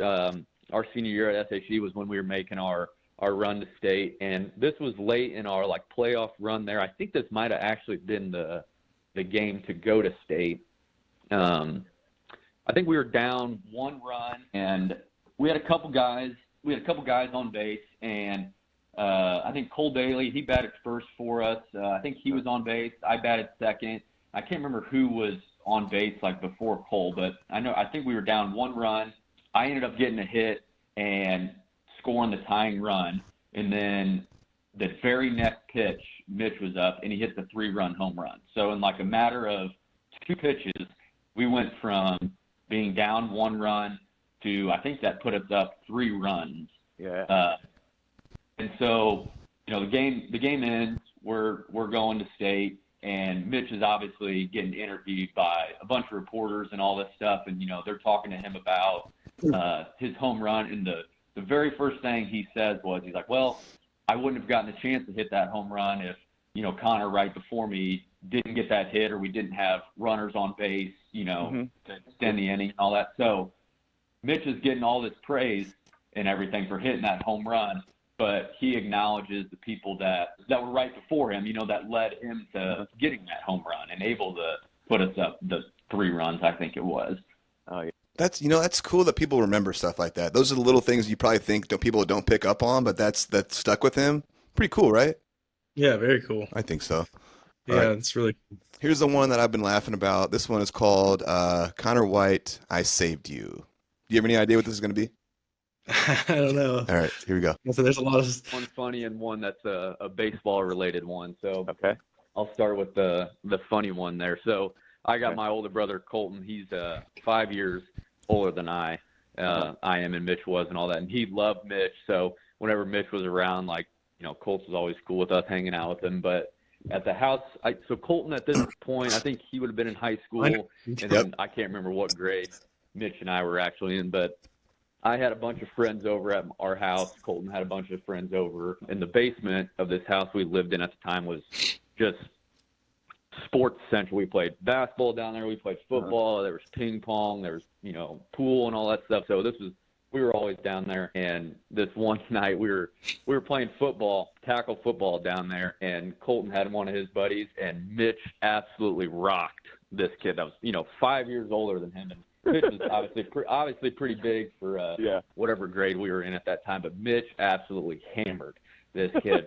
Yeah. And this kid gets up, and I don't know where this, but it was a big red clown shoe. I can't remember why we had that in our basement, but this kid goes and grabs this big clown shoe and just is sprinting at Mitch to try to kill him, obviously. and Colton had to restrain this kid, from going after Mitch and all that, and everything kind of died down, a couple hours later. this kid asked Colt, what are you doing? Why'd you hold me back and all that stuff? And Colton was like, Mitch would have killed you. He's like, I saved you from, this kid's 5 years older than Mitch, and Mitch probably would have took him. So Colton always likes telling that story and just talking about that story with Mitch. It's great. It was a funny one. Yeah, that's perfect. So this is the story that you guys still laugh about to this day? Oh yeah, yeah. And in talking about guys that I looked up to, Colton White, another guy that I always looked up to. Sure. Me and Connor grew up. We were close, so I always got to go watch Colton play. And Colton was an awesome catcher. He had an arm. I mean, Cannon. He had a absolutely Colton known for that as well, for sure. Shout out to him. Cool, man. So that was the story I wanted to get to. I just thought that was hilarious. That this guy was he was like, dude, I saved you. You were about to get beat up by my little brother's friend. You didn't want that on your resume. All right. Next one, intangibles. Here we go. Yeah. I'd say Mitch, he was never really a hoorah kind of guy or try to give some motivational speech or anything like that. I don't think that was the kind of player he was, or, if he was one of our designated team captains, or whatever. I don't think that was kind of in his nature. I think he was more of the player to show up early to practice, set out the practice equipment, whether that was an L screen or, carrying buckets of balls here, putting empty buckets there. That was never above him. He was always one of the better players, but I don't think that was, he was too good to do some of the little work like that. So just the way he kind of carried himself, whether that was showing up early, staying late after practice, or doing stuff on his own, like you mentioned, Justin Knadler. He was always with Justin hitting, whether that was hitting, catching, wherever, they were always together. So when you see one of your better players on the team putting in extra time and all that stuff, the guys, may not have been that good on the team, they see that and they're like, oh, trying hard isn't a bad thing, or putting in extra work isn't a bad thing. Leading by example, my man. Got anything or keep rolling? Yeah, you can keep rolling. Cool. Offensively, here we go. He had some power. He matured, at a very young age before everybody else. So, I mean, even at a young age, he was hammering balls. Just right-handed batter. Always was batting third or fourth in the lineup. So, the guys ahead of him, if they were on base, he had a good chance of riding one out. All right. Next up, handling pressure. Yeah. So he had a lot of scouts, obviously going through high school. Whether that was Division I coaches or, some MLB scouts and all that stuff. And we did play a few years of summer baseball together also, and there was always scouts there too.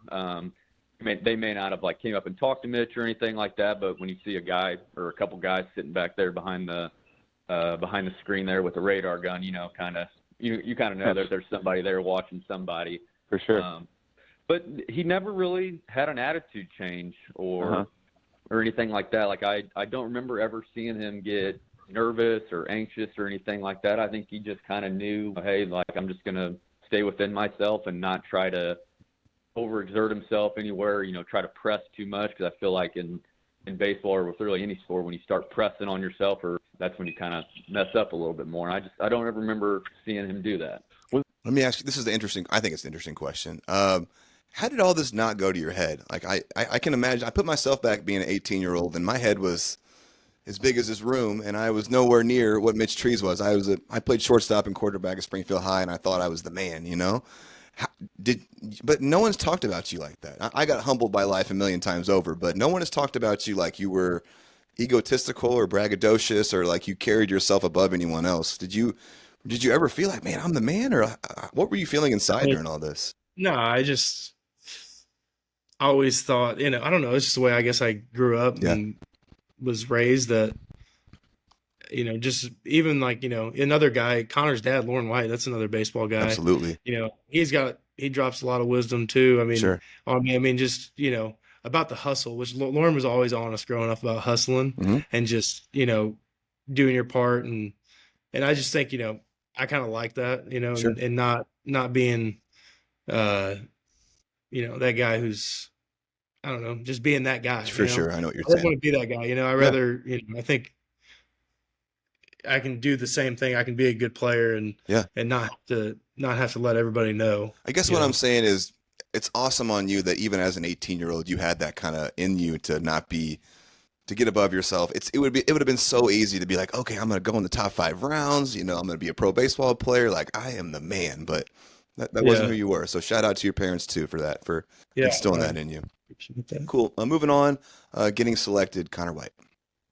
Yeah, it was that was pretty cool to like see that whole process go on and all that stuff. And before he got drafted, he was actually getting recruited by some schools, and Louisville was like his top one and all that stuff. And a couple of the times when he went and visited Louisville, he took a couple buddies, and I got to go with him and all that stuff. Cool. We got to tour the campus a little bit, and there was some of the Louisville's games going on there, so we got to watch some of their teams play there, and you could tell like that was just an awesome atmosphere there. So it was kind of nice just to see him get to go through all that. All right, moving on. That arm. I told you we're gonna have some arm clips. Here we go. Can you talk about his arm strength? It was a hell of an arm. I mean, I don't know what his pop time was and all that stuff, but he could absolutely throw it from a very young age. It was pretty incredible. All right. Next one, as a catcher. Definitely him as a catcher. I think from like a very young age, I got to see like when you have somebody that is just very dominant and can kind of control a game behind the plate, like just how much that actually impacts the game overall. I was never a pitcher or anything growing up, but I do remember a lot of pitchers, especially in high school, talk about how comfortable they felt with Mitch back there, even with runners on base. Like, let's say we got a runner on first base or something like that. Like, a pitcher, they might get a little anxious and all that stuff, but when they do get a runner on, that kind of changes things. But a lot of the pitchers that we had in high school would always say, like, oh, I don't really feel, that nervous, because Mitch would always kind of hold that runner accountable, and most teams by that age in high school had heard of Mitch or, seen him or heard about his arm or anything like that. And if they hadn't, they try to steal once early in the game and realize, we're probably not going to get the steal on this guy. So unless we hit a double or there's a pass ball, like we're probably going to be held here on second base. So just being able to see him control a game back there was just incredible. Incredible clip. And then last one, Mitch is a person, and then we're going to move on. He was just like always a guy that was just down for whatever. Sports was like a lot of our lives, so we grew up playing, pickup basketball with a lot of our friends. We golfed every now and then, and it was always frustrating. Like, Mitch was always good at anything with the ball, like anything when it came to sports wise. But, we may not have played golf for a whole season, and we go out there the first time, and he's hitting the ball straight, he's hitting them good, and all that stuff. It's just everything seemed to come, pretty natural to him when it came to sports. Honestly, he did well in school. Like, he was, school was always an important thing for him. He got good grades and all that stuff. Comes from a great family. His dad Brooke and his uncle Pat, they're sports guys and all that stuff. He's got his mom Lynn. He's got 3 sisters that all played sports and everything like that. So he comes from a real good family that's close with one another. They're the kind of family that whenever they were all in town, growing up, Sunday dinners were always at, I think it's Lynn's mom, so at his grandma's house. They're a family that likes to go hunting and fishing. I think they take a trip to do that, every year, or a couple trips. I know they go out to Colorado to snowboard and all that stuff. So, I mean, overall, I'd say he's just a guy that kind of is always, down for whatever and always down to have a good time. Shout out to Connor White there. That concludes our Connor White clips. You got anything, my man? No, let's keep rolling. All right, we're clip heavy right now. We're going to finish out our Mike Eck here with our clips, and then we're going to move on to your pro career. So we're at about an hour and a half in. You doing all right, my man? Doing good. Cool. All right, this was Coach Mike Eck, who also coached me on the Springfield Flame back in the day. This dude got second place at state SHG. He's still coaching. Now he's coaching his grandson. That dude just loves baseball. So let's start Yeah. off with another coach on the field. Well, obviously, as a senior and such a great defensive catcher and handling the pitching staff, getting us to that point. You know, he was our 3-hole hitter, and he just a good team leader. You know, we had a lot of leaders on that team. Everybody took it serious, but had fun with it. And, yeah, he was just he led. He was like another coach on the field, and he did a lot for us that year. All right. First seeing Mitch. Here we go. Well, yeah, I'll start with the things that stand out the most. Sure. I mean, like I just said, 40 years of coaching, and I've been fortunate to work with some really good players. You know, Mitch coming into SHG as a freshman, I got a call in the summer between his 8th grade year and his freshman year from a coach, either Mississippi or Alabama down there, wanting to know about Mitch Trees. And I'm like, I've heard about him, but I've never seen him, never met him, and they're already wanting to know. I've never had anybody calling about an 8th grader, basically, or an incoming freshman. Yeah. So right there, I'm like, oh, wow, what am I getting here? Yeah, for sure. I've heard, so he was kind of a legend before he even got to high school. Yeah. Interesting. But, yeah, coming in, as soon as I saw him, I'm like, oh, wow, yeah, this kid's an athlete. Good kid, hard worker. Took the game serious. You could tell he took a lot of pride in his craft, being the best catcher that he could be, but didn't take it too serious. He liked to have fun. And, had a little mischievous side to him, but he couldn't hide it. There's a little look in his eye and a little wry grin that he can't hide when he's up. So if you're ever dealing with him, be careful. Yeah, he's looking to have some fun if he gets that little grin that he can't suppress. Watch out for the Mitch Trees grin. Watch. I love it. Let's go catch and throw. And as you just said, as a catch and throw guy, blocking, amazing. I remember one time he blocked the ball, rolled down the third base line about 15 feet away from home plate. He picked it up, threw the guy out at second by 20 feet. The kid's like, how the hell is that ball here already? He could have stopped and went back. He had enough time to stop and go back. Let's go next, handling the pressure. I thought he did great with it. It was crazy. I'd show up at the game, and I was always somebody to get there early, and there'd always be 2 or 3 scouts already there waiting, and wanted to see him take BP and wishing we'd take it on the field instead of in the cage. And but no, he just kept playing and handled everything really well. He was a good, even keel kind of guy. Didn't get too. He might get down on himself a little bit, but not too bad. Not like you see a lot of kids do. He was pretty mature. Okay, and then our last Mike Eck clip here. More on Mitch. Well, absolutely what you just touched on. The defensive catching was next level. I felt like I had Yachty behind the plate. Through those 4 years of high school. Like you said, he knew his staff so well. Great example of that. I remember we were going down to Edwardsville, and we were on the top-ranked team, so were they. And we were down. We had to start Pete Young against them. And I told Mitch before the game, I'm like, hey, they're going to get to Pete. Get me 3 innings out of him. Got me a 7-inning complete game. Awesome. Yeah. And you got to give credit to Pete. And Mitch had some really good pitchers with Connor Etheridge and Ben McElwee. And he had some really good pitchers, but he knew how to use them. We let him call all the pitches. That's one of the things the scouts would always say, hey, who calls pitches? And when I say, no, we let Mitch do it. He knows his staff. He knows how to call the game. And that's one of the things they really liked about him. Yeah. Appreciated the fact that we let him call pitches. So, coaches out there, if you can let the kids do it, it definitely benefits them. All right. 1,000,000% agree about catchers calling the games, especially letting them figure that out early in their careers. It drives me nuts in watching college baseball games and their pitch calming. Right? Tell me about that. Like, obviously, you grew up calling games. Let's talk about this. Yeah, which I think is part of being a catcher. Right? I just think it's the art of it. It hurts a catcher when, like, I see all these college coaches calling every pitch. And I just don't think – I mean, you can know the hitters and you could watch film and do everything you want, but there's part of it you got to have, like, a feel in the box. Yes. Like you're there, you're seeing it from, from that position. I think there's a difference in calling the game from behind the plate and from the dugout. There's 100%. hands Yeah, down. you're totally There's right. no way you can do it as well from the dugout as you can behind the plate. There's things that you are seeing, that you are feeling back there with your senses, receiving the ball, that they cannot understand, they can't feel, right? Yeah, Yep. Sure. 100%. Okay. And we've got a whole catching thing that we're going to get to, so I don't want to get too deep into our catching stuff now, but I can tell it's going to be a great convo. Let's move on to some of your pro ball stuff. And you already kind of talked about it a little bit, about how you felt when you first arrived and kind of how that went, kind of feeling like, a fish out of water, like no one was telling you what to do. Did you eventually feel like you kind of settled in a little bit, and like where were you living, stuff like that? What was your first experience in pro ball? Like I said, I was sick, so I got there a little late. Yeah.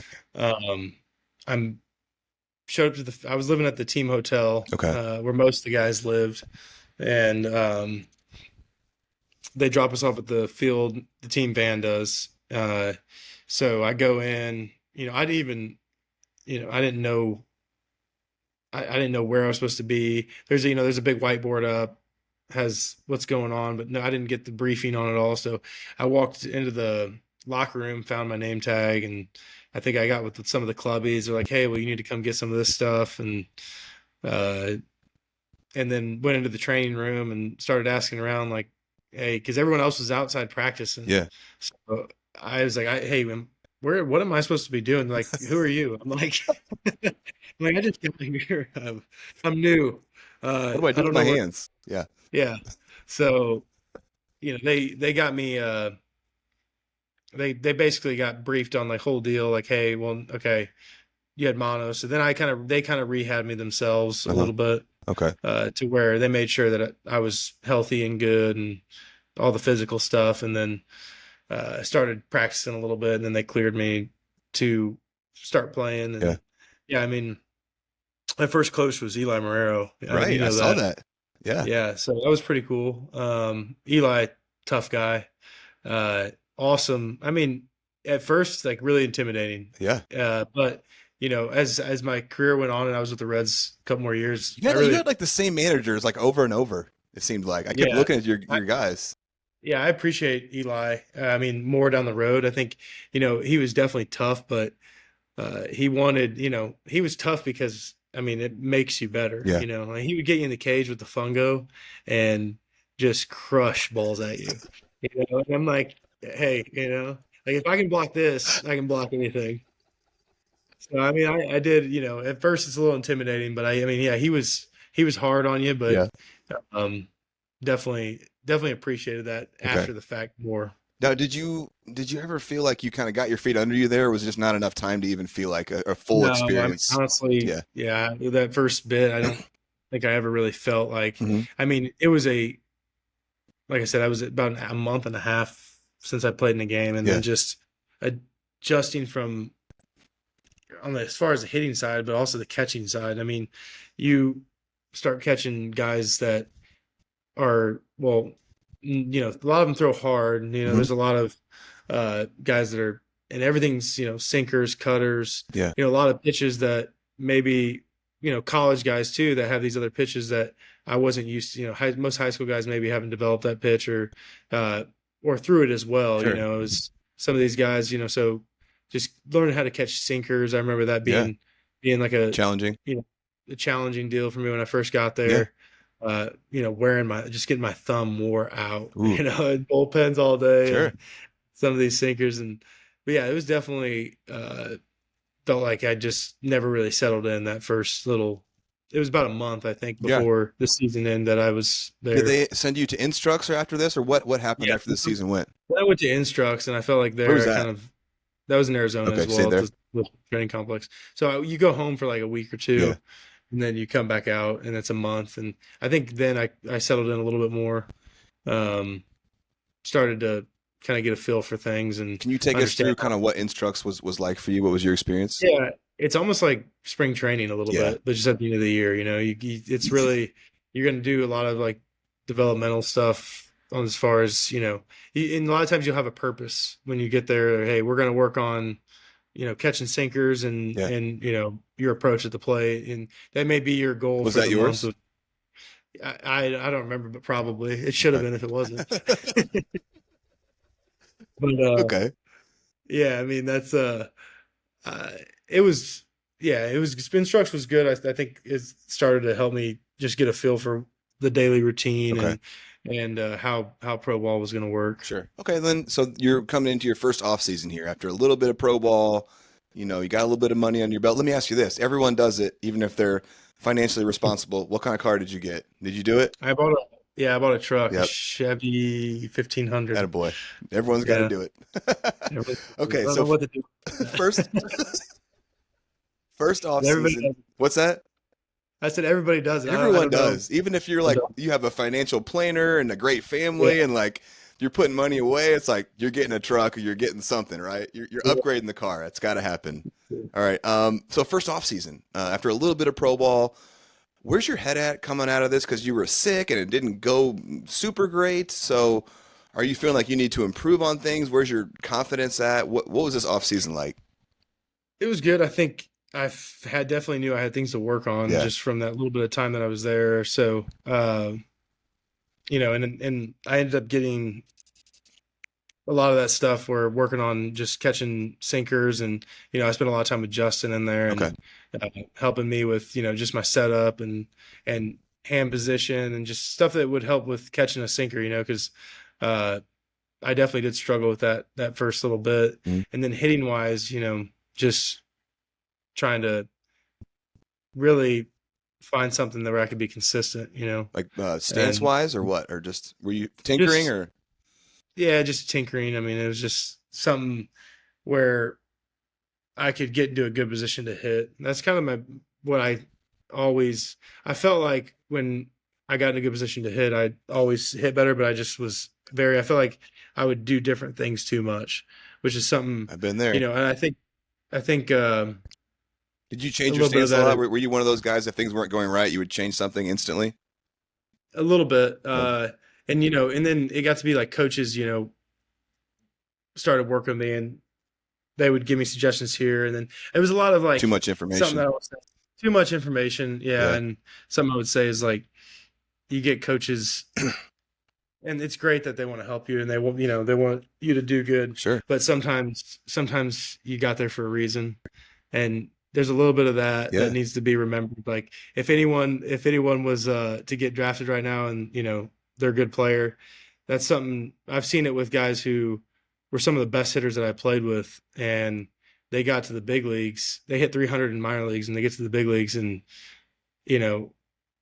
I'm like, hey, I've talked to some buddies like, so he went through a little funk and they started messing with his swing and, now you're it's lost. Like, I'm like, man, dude, that guy, he didn't even think when he went up there and that was what made him such a good hitter. Yeah. He just reacted and then, he has a little bit of a struggle and he starts messing with stuff. I think that definitely, just kind of stay the course and do what got you there is something that is important. Hitting is so fascinating in terms of like sometimes some advice can like change a guy's career for the better. And sometimes taking advice can absolutely ruin a guy's swing and ruin their career.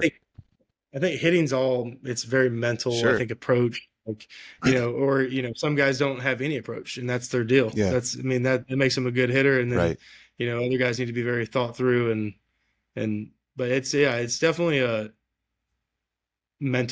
more mental, I think, hitting than, at that level, everyone's physically can swing it. Right. It's just your approach and how you your routine and knowing what you're trying to do while you're up there at the plate. For sure. So off season wise, were you working anywhere? Yeah. So that's why I started working with, on the framing crew with those guys. Just honestly, I was carrying boards for them most of the time. Okay. So grunt work. I mean, just working with them on building houses and then working out. And I was doing lessons. I started doing lessons when I got back in the off season. JU always did them. And, so then I got some people who wanted me to do lessons. For sure. Which was cool. I got to work with it's funny because the kids I worked with now, we used to work with Ben Hartle, great kid. Yeah. I mean, he's playing pro ball and an awesome catcher too. And like Andy Ananachi, he was super young. I was working with him. And he just won one with SHG in the state. Yeah. Like a lot of these kids now that are they're going to go play college baseball and pro baseball, and it was cool, to get to work with them like that. Absolutely. Where were you, or what were you doing, like workout, strength and conditioning wise? Were you working out with anyone, a trainer, a partner? No, I was just kind of they had like sent us with off season workout stuff, and I'd work out at the Y or Okay. Or just mostly the Y is where I would work out most of the time. Right on. So then coming back into your this would be your first spring training. I'd love to hear about how that went for you. What was that experience like? This is the real deal. You get the full experience now. You're not halfway through the season jumping in after you had mono. Like you get to fresh start like everybody else. Yeah. So the first year they invited me to strength camp, which is mostly for new draft guys. They were high school guys. The Reds called it strength camp. So we'd get out there in January and end of January, and it was a couple weeks, maybe a month. I can't remember. But it was basically just like a strength and conditioning. Yeah. To get you ready for a full year of baseball. Right. Kind of, and that led into spring training, obviously. And that is a grind. The catchers, like I said, told you earlier. I mean, I think we're getting to the field at like 6 o'clock in the morning, and in the cage at like 6:30. Working on drills, and then getting back inside, maybe grabbing a bite to eat, getting in the cage for some swings before a little work, and then team stretch, and you're off to like individual defensive groups and catching bullpens and doing live ABs. You would always kind of get grabbed, like that we were talking about earlier. Catchers, if there might be a rehab guy that it needs to throw a bullpen or needs to throw a live BP, and we need a catcher and we need some guys to hit. So they'll grab you and pull you over to field 3, and you're catching a live BP or you're catching another bullpen, and then obviously they'll do like an infield, outfield, and full team practice, and then lunch, and then you're getting ready for your games. So it's a full. For me, it was like a 6 in the morning till 7 o'clock at night type of day. How tired would you be when your head hit the pillow at night after days like that? Yeah, I mean, definitely get back, and we were tired. Yeah, I was watching Netflix. I mean, spring training was a grind. Yeah, for sure. It's every day too. So, you don't really get a break. Now, by the end of spring training, are you kind of over this whole routine, ready to just get into the season? Yeah, definitely. Yeah, and then it's extended spring training. So it's like you're like again. So it's like we're gonna do it again. It's a little more like extended spring training is not quite as extensive. You do get like Sundays off and 6 days a week, but I mean, it was good though, because it wasn't quite like, going. You still kind of had like your routine, and especially being new. So it was, the extended spring training is definitely a good thing that they have for younger players. Right, but if you keep getting called back to it, it can be kind of a drag. Yeah, right? Like the third time I was there, it was like I felt like I was like the old man there, Right. And you're like 22 or something like that. Yeah, I was like 20. Yeah. Right. Like, what am I doing here? I remember Aper calling it like baseball purgatory. He was right. Yeah, Aper. I think me and Aper. I think we were that third year we had been working together. So I think he might have still been playing too somewhere around then. So I think we were both in extended spring training. We were like, it ain't looking good. Saying it. You don't want to be there. Okay. So then moving on to your second year of pro ball here, I guess kind of your first full, whatever you want to call it, but Billings, Montana, Billings Mustangs, playing for Dick Schofield, and you played for him multiple times. Small world, if you guys don't know, Dick Schofield is from here, Springfield, Illinois. He was a first-round pick many years ago, played some in the big leagues, still coaching from what I think I understand. It looks like you were backing up Tyler Stevenson. Looks like maybe playing every couple of days, every 3 days. He's still a big leaguer. But getting to play some, I mean, 106 at-bats, a couple bombs. Let's talk about this first year, how it went, or kind of first full year. Yeah, it was good. Obviously, they drafted Tyler, which 11th, I think 11th overall. He was high. Yeah, it was up there. But it was still good. Tried to stay positive. Tyler came in, and like I said, we had a good working relationship, and we would work with each other. Yeah. The whole time together. Me and Tyler, I think we ended up rooming together too, on the road. But yeah, Tyler, great guy. We worked together on, he'd help me, I'd help him. He was a great hitter. He was always a good hitter from he Right. got drafted out of high school. I mean, Mm-hmm. that guy just hit. But yeah, I still stayed pretty positive. I feel like, considering the circumstances, and didn't hit great. But Let me ask you this: is this a conversation that the organization or Dick is having with you? Like, hey, you're going to be the backup. You're going to play every 3 days, or how does that go, or does it just happen? Yeah, no, I mean, a little bit. It's kind of like, hey, obviously, This is the guy. he got paid $3.2 million. Right. He's gonna, Yeah. yeah. Now, is that disheartening to you? What does that do to your spirit? I mean, like right away in the organization, they gave you $300,000 the year before, and now they're saying, "Hey, this guy, you're going to be a backup." That seems interesting that they would put that kind of money into you and not find a spot for you somewhere else. Or I don't know. Would you have thoughts? Right. Yeah, no, I mean, obviously, I think, I mean, I understand I understand the reasoning, Sure. but it is a little, it was definitely Of course. frustrating Yeah. to get put. How do you stay positive through something like that? Yeah, I mean, like I said, I just kept my head down. I figured I'd work hard, try to, be a good team guy for, me and Tyler would work together, push each other, like I said, and and just hopefully it would work out. That's kind of where I was at on it. That is such a catcher thing to say, my friend. Like just for the game, for the team, for the organization, whatever you got to do, head down. That sounds like such a catcher thing. So, I mean, it was definitely hard, and I wanted to play, Sure. but I couldn't sit there and say, I'm obviously not hitting when I get my opportunities, and Yeah. Tyler hit. How were you Tyler hit every year. How were you feeling in the box? Yeah, that dude's still in the big leagues. So that's a reason why, Yeah. right? Yeah, right. How are you He's feeling in the still- box this year? Hitting wise. What's going on? I felt pretty good. Yeah, I mean, definitely I felt comfortable at times. Like I said, I kind of always had those where I would get into a zone. It was just, I felt like I had trouble repeating it, and whether, I could blame that on hey, I didn't get consistent at bats. Mhm. But when I would get into the rhythm, things were good, and then I would get out of it, and it's like I would just get stuck in it was like whatever they threw up there, I wasn't hitting, Right. I had times like that. It was back and forth, and it wasn't. Go ahead. How was working with Dick Schofield? Did you know him at all previously, or what was your relationship there? Yeah, so I knew, so Dick actually, his mom and my grandma are sisters. What? Yeah. I didn't know that. Yeah, so I knew, I obviously knew him, Okay. but not super close or anything, but yeah, he's an awesome coach. Mhm. Everyone loved playing for him, and I mean, anybody. I mean, I could probably call any of the guys who played for Dick, and they would say the same thing about him. He's awesome coach, Okay. great manager, Right on.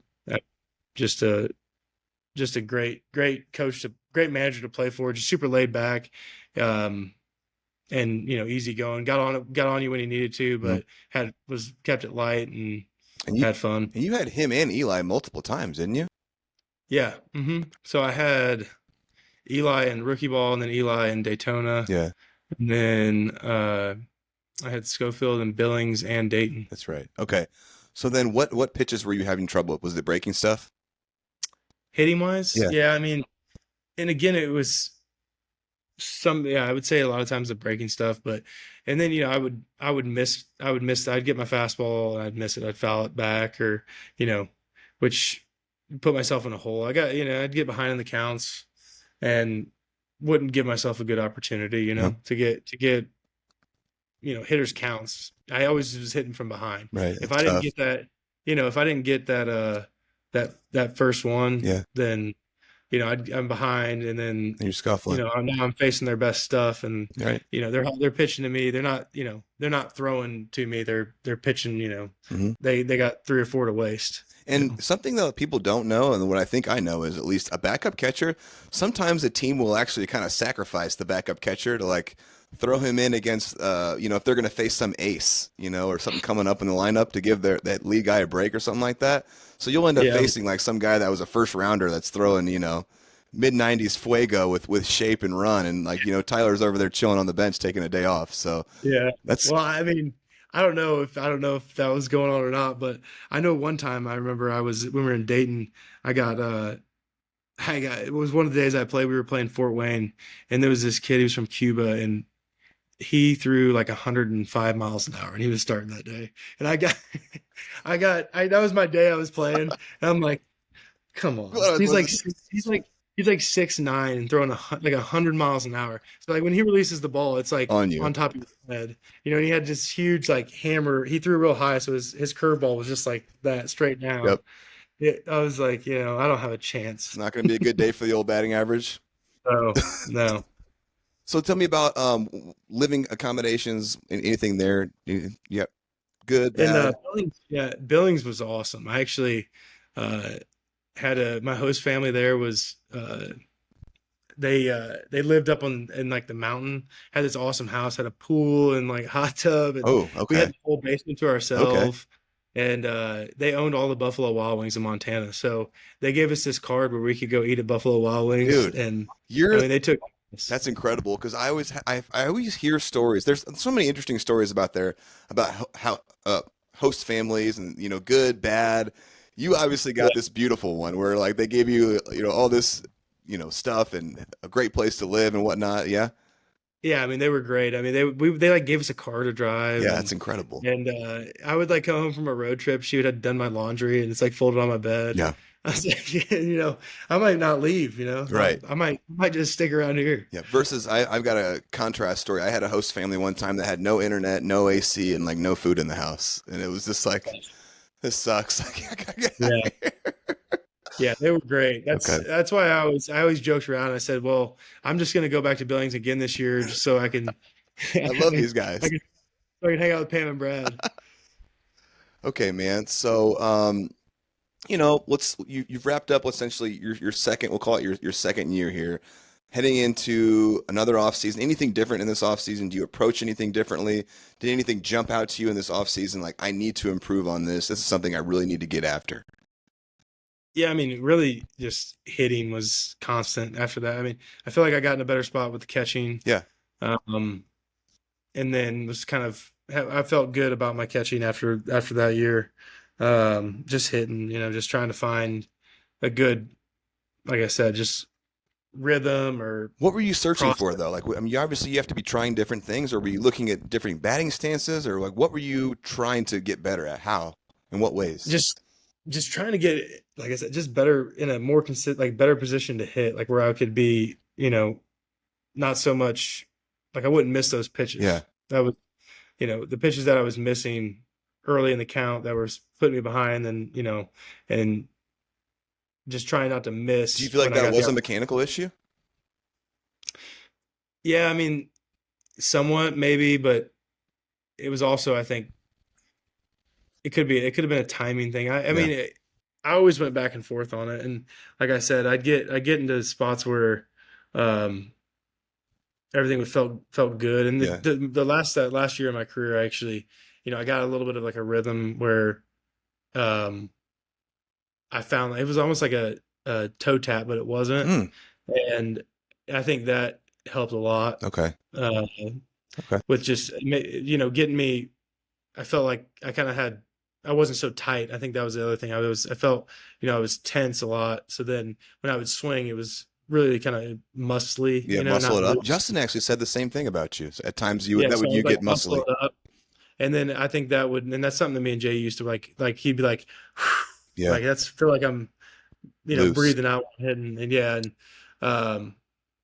just getting that where I think that is part of why I missed a lot of those pitches. Yeah. I was just getting muscled up, and then instead of just being fluid and that was my biggest thing that I worked on for a lot. Where was your head at this point? Were you thinking if I just get a break somewhere and get my hitting together, like I still got have a path here, or what are you thinking at this point? Yeah, I mean, I wasn't sure.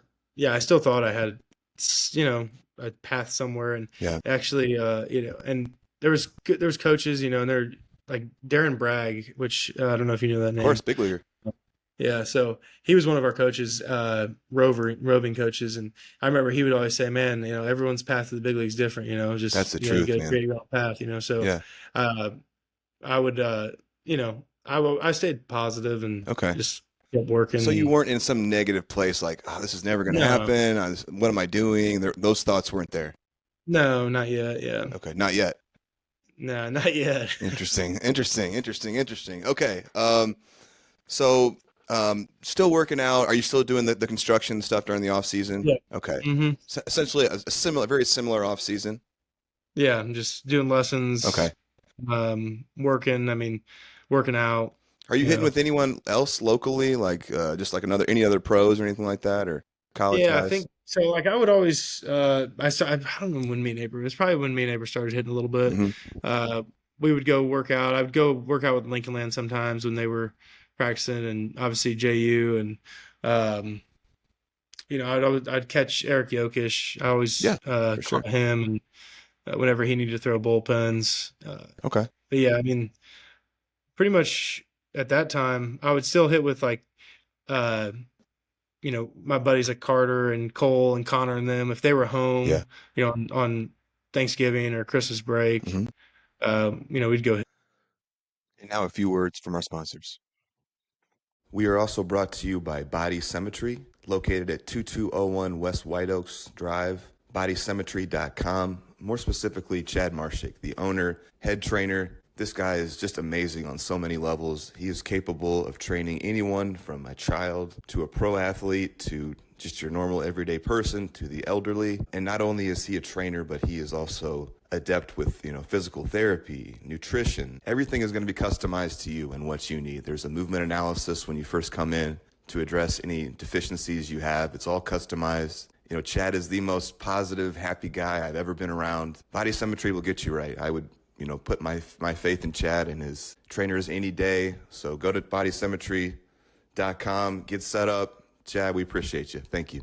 We are also brought to you by Milner Dentistry, located at 755 South Grand Avenue West. They can be reached at 217-528-3384. Dr. Ty and his staff are incredible. The place is clean. They do amazing work. They can handle all your dentistry needs. Thanks again to Dr. Ty for agreeing to sponsor us here. He was a standout at Rochester, SCI, and then later had a really cool story of walking on at the U of I. Have a ton of respect for this guy. Please go support Dr. Ty and Milner Dentistry. This episode is being brought to you by Eric Easley of the Easley Real Estate Team with the Real Estate Group. This team consists of Eric, Jamie Murphy, and Caitlin Fry. They can be reached at 217-132 at theeasleysalesteam.com. Eric was a standout quarterback and shortstop at Southeast back in the mid-90s and later starred at Western Illinois in baseball. Also one of the best umpires around this area for many years, teaming up with Bobby Erickson. He sold houses for all kinds of baseball dudes in the area. The Knadler brothers, Justin and Jason, Ryan Murphy, Todd Schneller, the Savoda family. And when it was time for Corey to sell his house and buy his new house, there's only one place he went. That's Eric Easley and the Easley Real Estate Team. So go see these guys for all your real estate needs. We really appreciate you. Returning here, we took a little short break. We're kind of getting into your second spring training. Anything different? Did it feel different than the first? Did you feel more on your feet, like you knew what was going to be going on, more a part of it? I'd love to hear kind of your thoughts. Yeah, definitely. Felt like I knew what I was getting into. I went out again early, and I don't know if it was my second or my third. One of the years I ended up getting out there early, and it might have been my second year because Devin Mesoraco was still the catcher for the Reds at the time. Mm-hmm. And I was out there working early, so he got hurt, and Corky and them were like, "Hey, we need another catcher in big league camp." So I got to go to big league camp for a while, like before, like it was 2-3 weeks before minor league camp started. So I basically was with the big league camp for like 2-3 weeks because they just needed another catcher. Talk to me about that. Was that cool? It was super cool. Just getting to work out. Like Tucker Barnhart was going to be the catcher then. Yeah. And he's obviously won a Gold Glove, maybe I think 2. Awesome catcher, and just getting to work with him and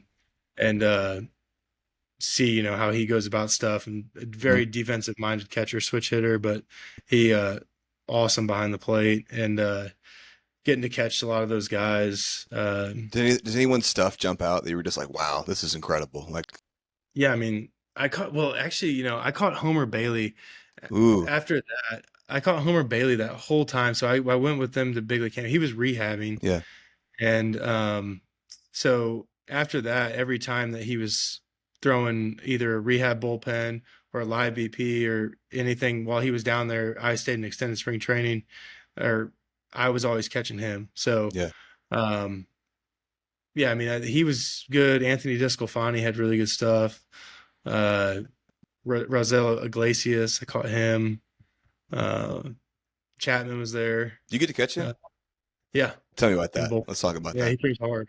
Come on, you gotta give me more than that, man. What does that look like? What does that feel like? Is it heavy? Talk to me about this. Yeah, Aroldis Chapman. I mean, it gets on you. You know what I mean? Like I understand why he probably. I mean, no one. I mean, it gets on you. It gets on you as a catcher. Yeah. Like it almost like you got to be ready for it. It'll get by you. So Is that the hardest that you've ever caught? yeah, probably. I mean, it was like in bullpen, so he probably wasn't throwing, you Right. know, full, but Full? yeah, I mean, there was another guy I caught though that did same thing. He didn't know where it was going, so it almost made it harder. Yeah. He threw it up to like 105, and he just didn't know where it was going. What did Aroldis' ball feel like? Heavy, light? There's people talk about there being, you know, a way that Yeah. a ball can feel like that.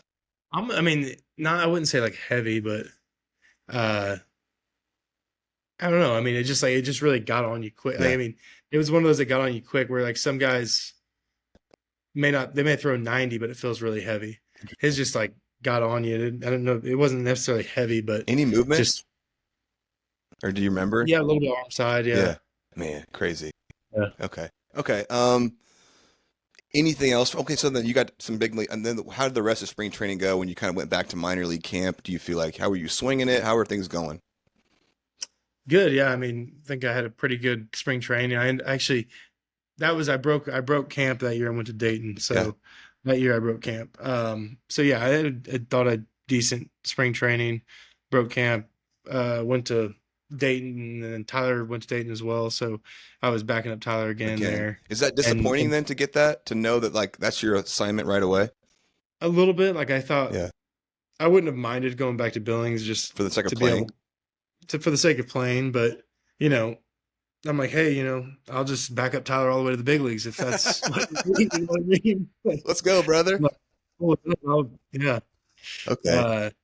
I was, you know, obviously hoping that I could figure some things out the plate and just put it together enough to where, you know, if there was an opportunity somewhere, maybe I would be the one that gets pushed. Okay. I didn't mind getting pushed up because if I, you know, like I said, if I figured it out, someone got hurt, Right. you know, in high A or somewhere, maybe I could get pushed up and get an opportunity, you know. So I try to stay I positive like the about optimism. Is that Yeah. is that something that you cultivated? Is that from your parents? Where do you feel like that? Any idea? No, I mean, yeah, I always tried to stay positive about it as much as I could. Beautiful, my friend. You know, Take me through. So this is from what I think I understand. Playing for Daytona or Dayton? Dayton this year. Dayton. So Dayton. From what I think I know, this is an incredible organization. Like they sell out. Like it's an atmosphere being there. Is that right? Is that right? Yeah, it's like probably the best Minor place league. minor league place. Yeah. Can you talk to me about the atmosphere? What that feels like to be? I mean, how big are these crowds? I mean, I don't know a number on it, but I mean, they sell out. I mean, it's one of the, I mean, it's definitely something. 8,000, 10, something like that. Yeah, probably more than 10, probably 12, 10, Okay. 12,000. I mean, they have they got a berm out in right field and they got a big Jumbotron and Yeah. they had stands out in left field. And I mean, so people sat out there. It was a cool place. And actually my junior year in high school, we were playing in a tournament in Dayton, Ohio, and we went to a Dayton game. We were sitting out there, and Jesse Winker was playing left field, and he started talking to us about he was with the Reds at the time. That's who he came up with, and I actually played with him, because I got drafted like the next year or later, and we were just talking to him. He probably doesn't even remember this conversation. I don't know if I ever told him about this. I talked to him out there, but yeah, we were out there and it was like, yeah, anybody going to play anywhere. I was telling him I was going to play at Louisville. And then we ended up, the next year I ended up getting drafted by him, and he was always around. He was first rounder and he was a stud, but yeah, it's kind of a cool little story about Dayton. Yeah. Let me ask you this. Did you meet the magical Frank Pfister in Dayton, or where did you meet him? Frank Pfister's the man. Isn't he? I met Frank Pfister like spring training. I mean, first probably instructs, I think, probably when I first met him. So let's sit on Frank Pfister for a second, because this is a special person to me as well. Did you know that? I think I heard this. So okay. Mitch might have said something that you guys. Yeah. There's a connection there. Yeah. So all of us, so calling these guys, all these connections got made, and that's a beautiful part about it. Like Mitch was like, he mentioned Frank, and I was like, Frank Pfister? And he was like, how do you know Frank Pfister? And then we got to talking like, I love Frank Pfister. Like he's this magical person. So, right? Frank, so let me give you my little Frank thing. So Frank, when you would have run across him, Frank Pfister played at Emory University. I want to say he was drafted by the Reds, spent 3, 4, 5 years in the Reds organization, kicked around in indie ball for a little bit. And that's where I was his teammate with the Schaumburg Boomers. And then I had this experience where I got to know Frank in spring training. They let me go at the very end. And Frank, I got released, and it was super hard on me. I had just gone through this incredible journey to get into pro baseball. Frank followed me out to my car as I'm crying, has his arm around me, and he's like, buddy, like, keep playing. I think you can play in this league. Don't give up, and all this stuff. And I don't know if he meant it or if he whatnot, but it was an incredible moment for me. And I have loved Frank Pfister ever since. And we've stayed in touch whether he likes it or not. And I just think he's the best guy. So, Shane loves him. Mitch loves him. Obviously you love him. I'd love to hear about. And so then when you came across him, he was like this mental skills coach in the Reds organization, right? Right. That's what he was. Yeah. So at first he was just kind of like the good vibes guy. That's what he always called himself. Yeah.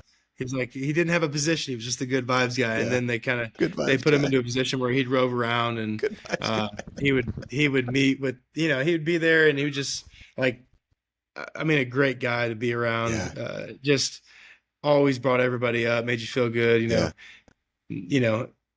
and we had a good time. I mean, Frank, I have some good stories about Frank. I mean, we'd sung karaoke at some places. I mean, he's a good time. He makes music now too. He's got like a music channel and stuff. Did you know that? Really? Oh yeah. He's an incredible. I mean, this is so bright, so intelligent, so enlightened. Is that a right word they would use for Frank? I mean, I would say that's probably a good word to use for Frank. Special, man. He is a special baseball guy. I've been trying to get him to come on to be a guest at some point. He will at some point, but right now is not the best time. But Frank Pfister, special man. We love you. Shout out to Frank. Let's get back to our Dayton stuff. And I know he spent time as a player at Dayton too and raved about it and thought it was an incredible atmosphere. So tell me about how this year went. What stands out?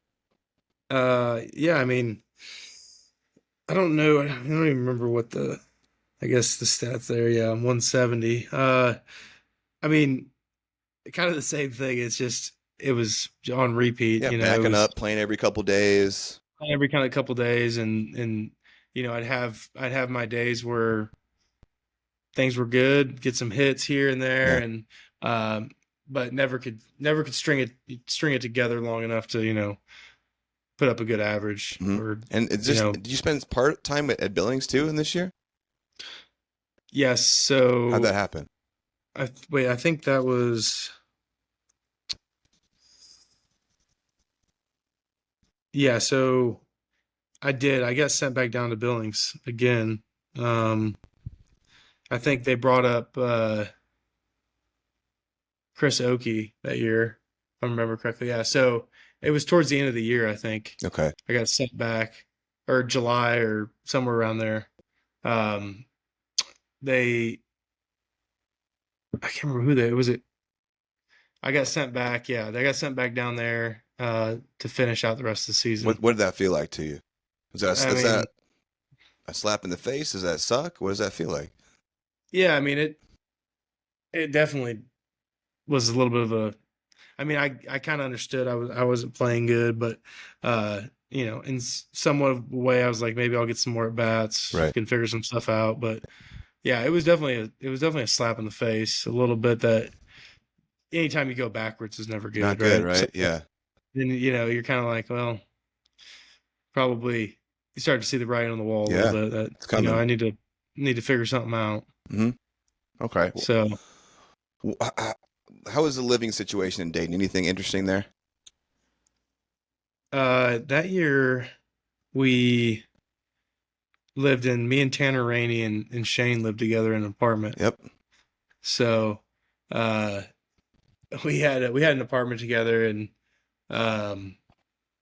not too far. It was like probably 15, 20 minutes from the stadium. But yeah, I mean, that was great. I love that. Like, I mean, me and Tanner and Shane, we all stay in touch. Like those guys are still some of my best friends. For And sure. we play fantasy football together. Oh, beautiful.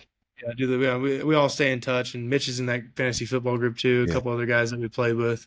So, I mean, yeah, the living, like every year, I off the field, like great memories had, made, even new guys that came in made great friends. I mean, nothing there that, Yeah. was bad ever. Okay. We always made good of it. You know what I think it's time for? Let's go to some Shane Marty clips. You ready? These are going to be. Yeah. He's a trip. He's a dandy, my friend. I'm looking at some of the names of these because sometimes I name them funny things. And all right, here we go. Let's just. Do I want to start funny? No. There's so many that are funny. Let's go. Let's start off with the clip about Frank. How about that? That's a good one. Frank. Frank. Do you remember Frank? Oh, of course I do. There was no one like him, man. Yeah. Tell me about Frank. What you got? He's a special human. I mean, that guy he's a people person. He's a guy that in the minor leagues, there's a lot of negativity. There's a lot of movement. There's a lot of, unfortunately, unhappiness. You're all over the place. And he's the guy to kind of pick you up when times are down. I mean, the guy had me reading books before games, and I felt like I could barely read, and before I knew it, I'm reading books, and it changed my career. It helped me out, and just little things that I think that you need someone sometimes in the dugout just to talk, and he was always that guy that you used to lean on. Oh, P. Frank. Definitely. Love it. Okay. And stop me if you ever have anything here. Next one is going to be Grinder. Here we go.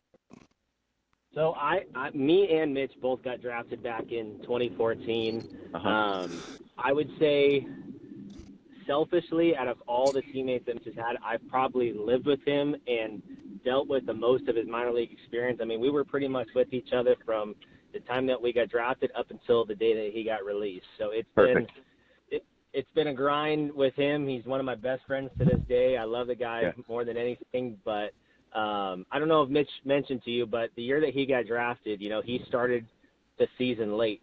He came in and was actually sick. So it's been crazy to watch Mitch, man. He's been a talented baseball player through the years, and he's an absolute grinder.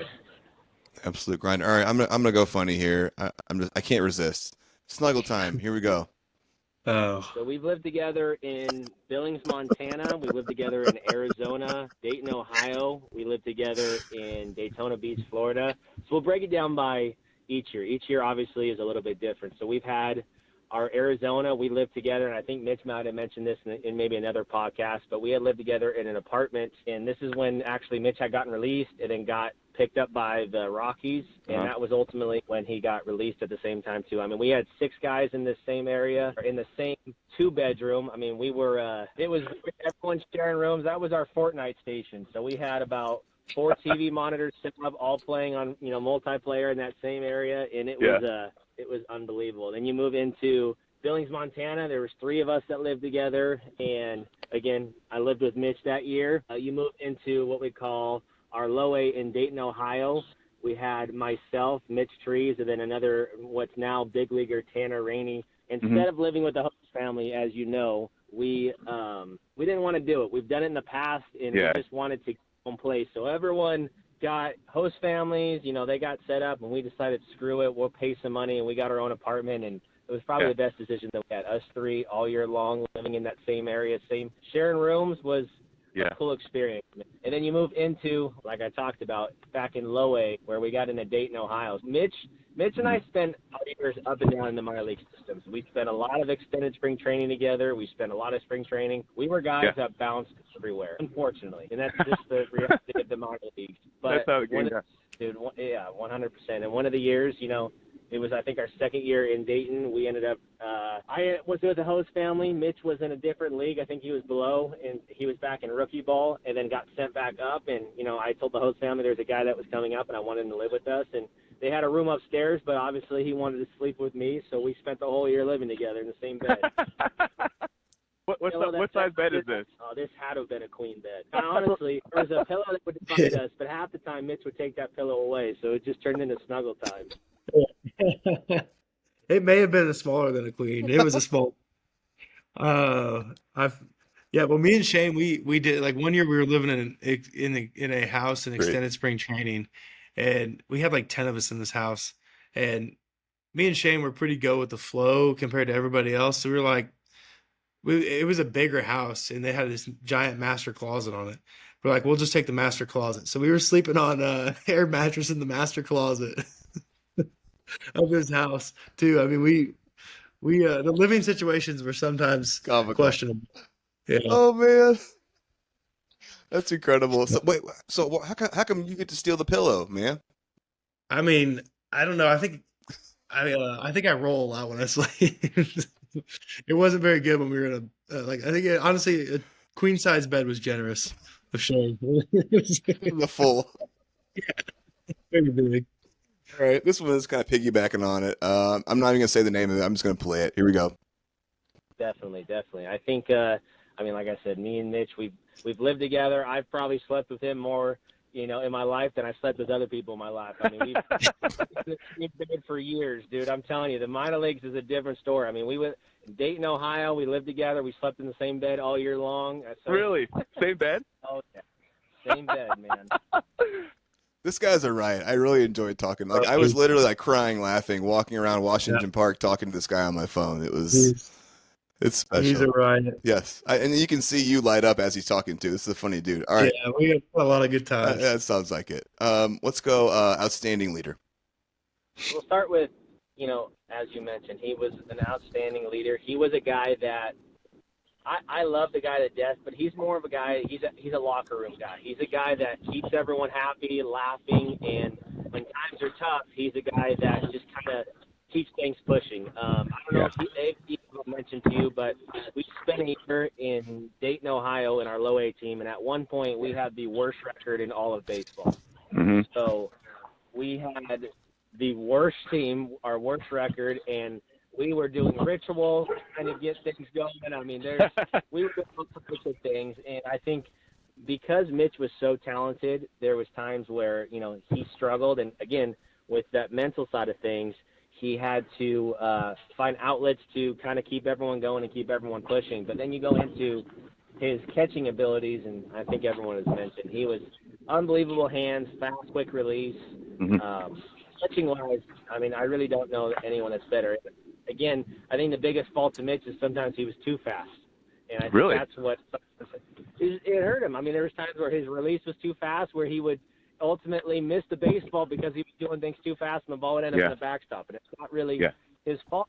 He tried using his catching to kind of get him to the next level. Ooh. Got anything or keep rolling? You keep rolling. Okay, cool. I'm enjoying these. All right, this next one it's about opportunity. I think that the thing that you have to look at is the minor leagues isn't always about talent. It's also about opportunities. And I think if you look back into our draft years, we unfortunately drafted two guys in early rounds years right after him. So we drafted right after him a guy named Tyler Stevenson that's now in the big leagues with the Reds as a catcher. And we drafted a guy named Chris Oakey that, again, was a second-rounder that is now playing with the Dodgers. So it's not that I think that he got a quick release. Obviously, none of us wanted to get released as early as I can, but I just think that there was opportunities that he got limited to because of other guys getting drafted. Unfortunately, that's really what makes up the minor leagues. Sometimes you could be the most talented guy in the world, but it really happens with who's in front of you. Yeah. Incredible. You got anything? Yeah, I mean, that's so true, right? There's plenty of guys that that could have made it that never did, just because there was no opportunity available for him, and it happens. I'm not saying that I'm one of those guys who should have made it, but it's could have been. There's plenty. I mean, there's just plenty of no. Timing is a huge part of that. Making it as well. That theme has slapped me in the face so hard in not only this podcast, but all the guests that I've learned is just like how crazy baseball is in terms of to make it to the big leagues. So many things have to line up for you just perfect. Like the right opportunity, the right time, a coach likes you, someone gets hurt, someone's not playing well, someone believes in you, all these things. And then it has to keep happening. You have to keep rolling sevens over and over and over and over. Yeah. It's nuts. Like you said, there are so many guys that could have made it to the big leagues that didn't because it wasn't the right timing. Yeah. Crazy. Sure. All right, man. Moving on, intangibles. Here we go.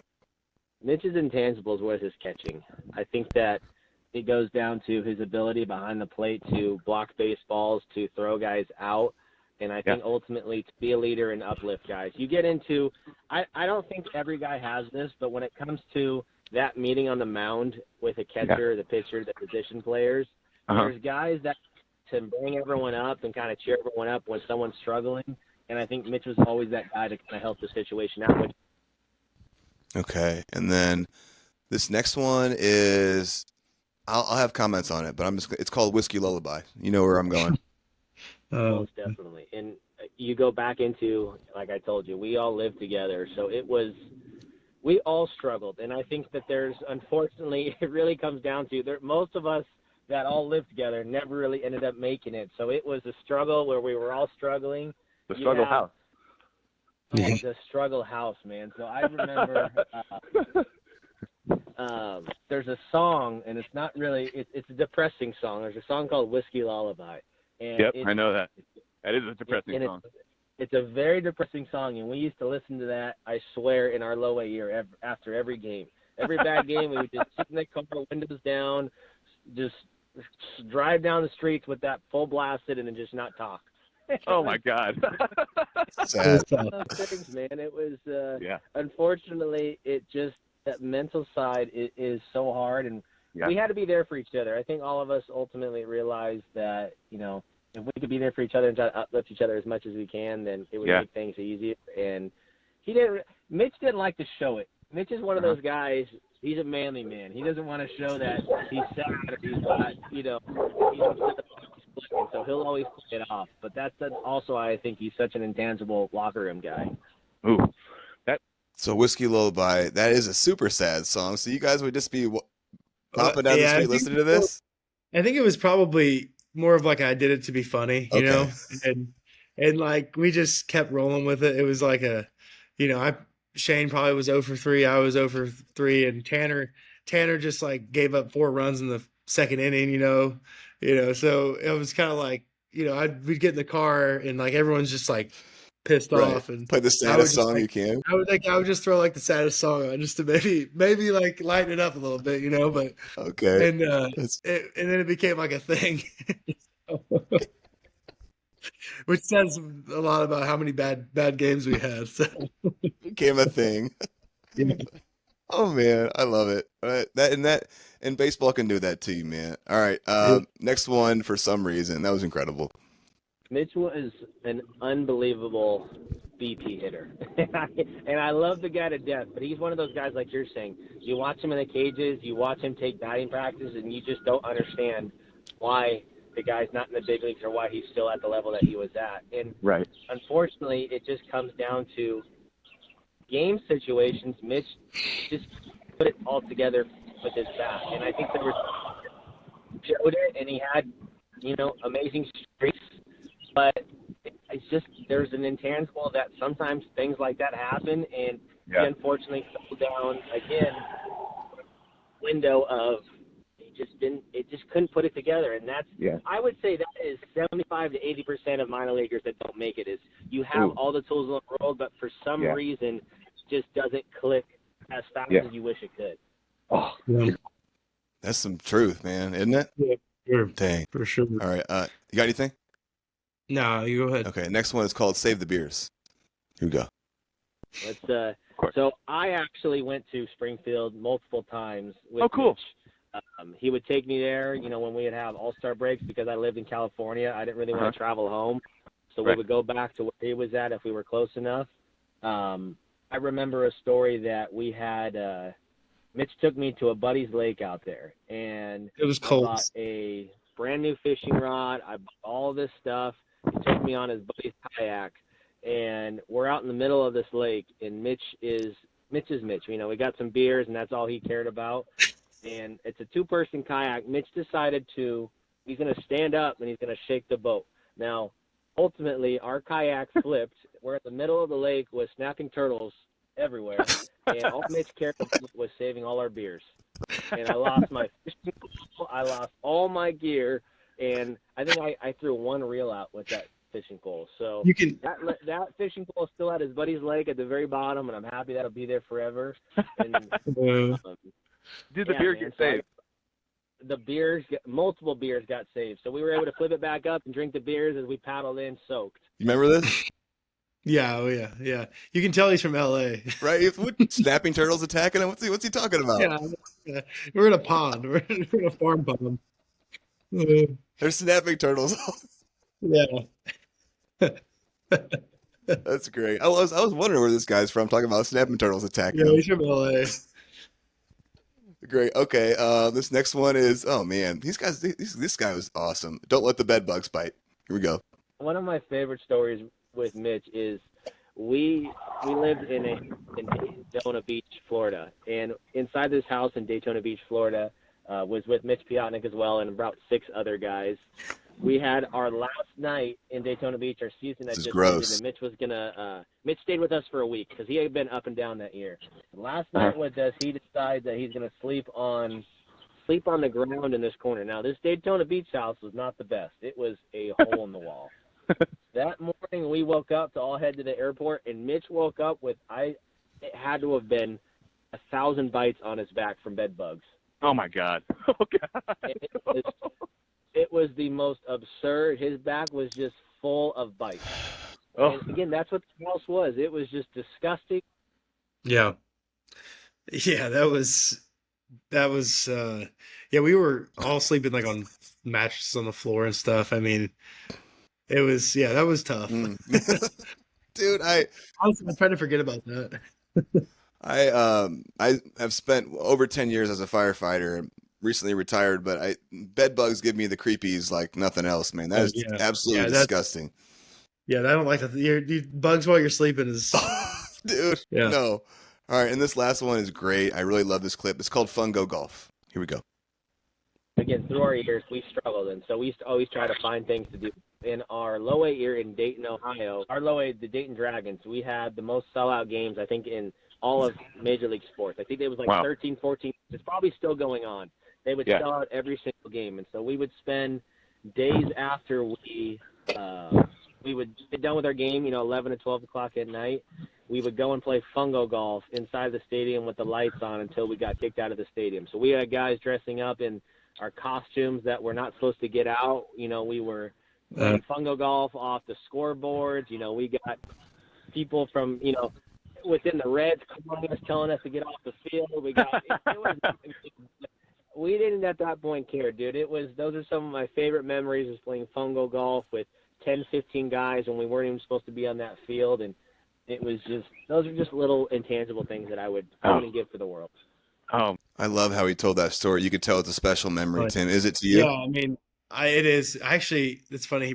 I texted him, I don't know, probably a week ago, and I said, "Hey, I need that video of me and Cassidy in the sumo suits wrestling out on the field." So that was like they had the big suits that they were getting into those things.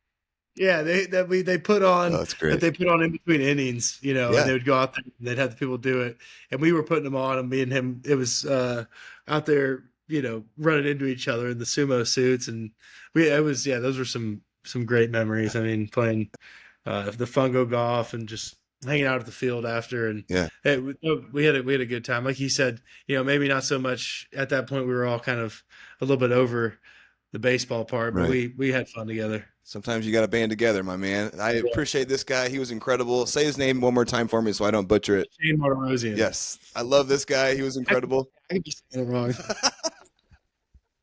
I'm just gonna call him Shane Marty and keep it moving. But he was incredible. Those clips had me absolutely rolling. Here's what I think time-wise we're at. Let's get through our Mitch Piatnik clips here and then call it a night. I think that's going to be a great place for us to go. He had some incredible stuff too.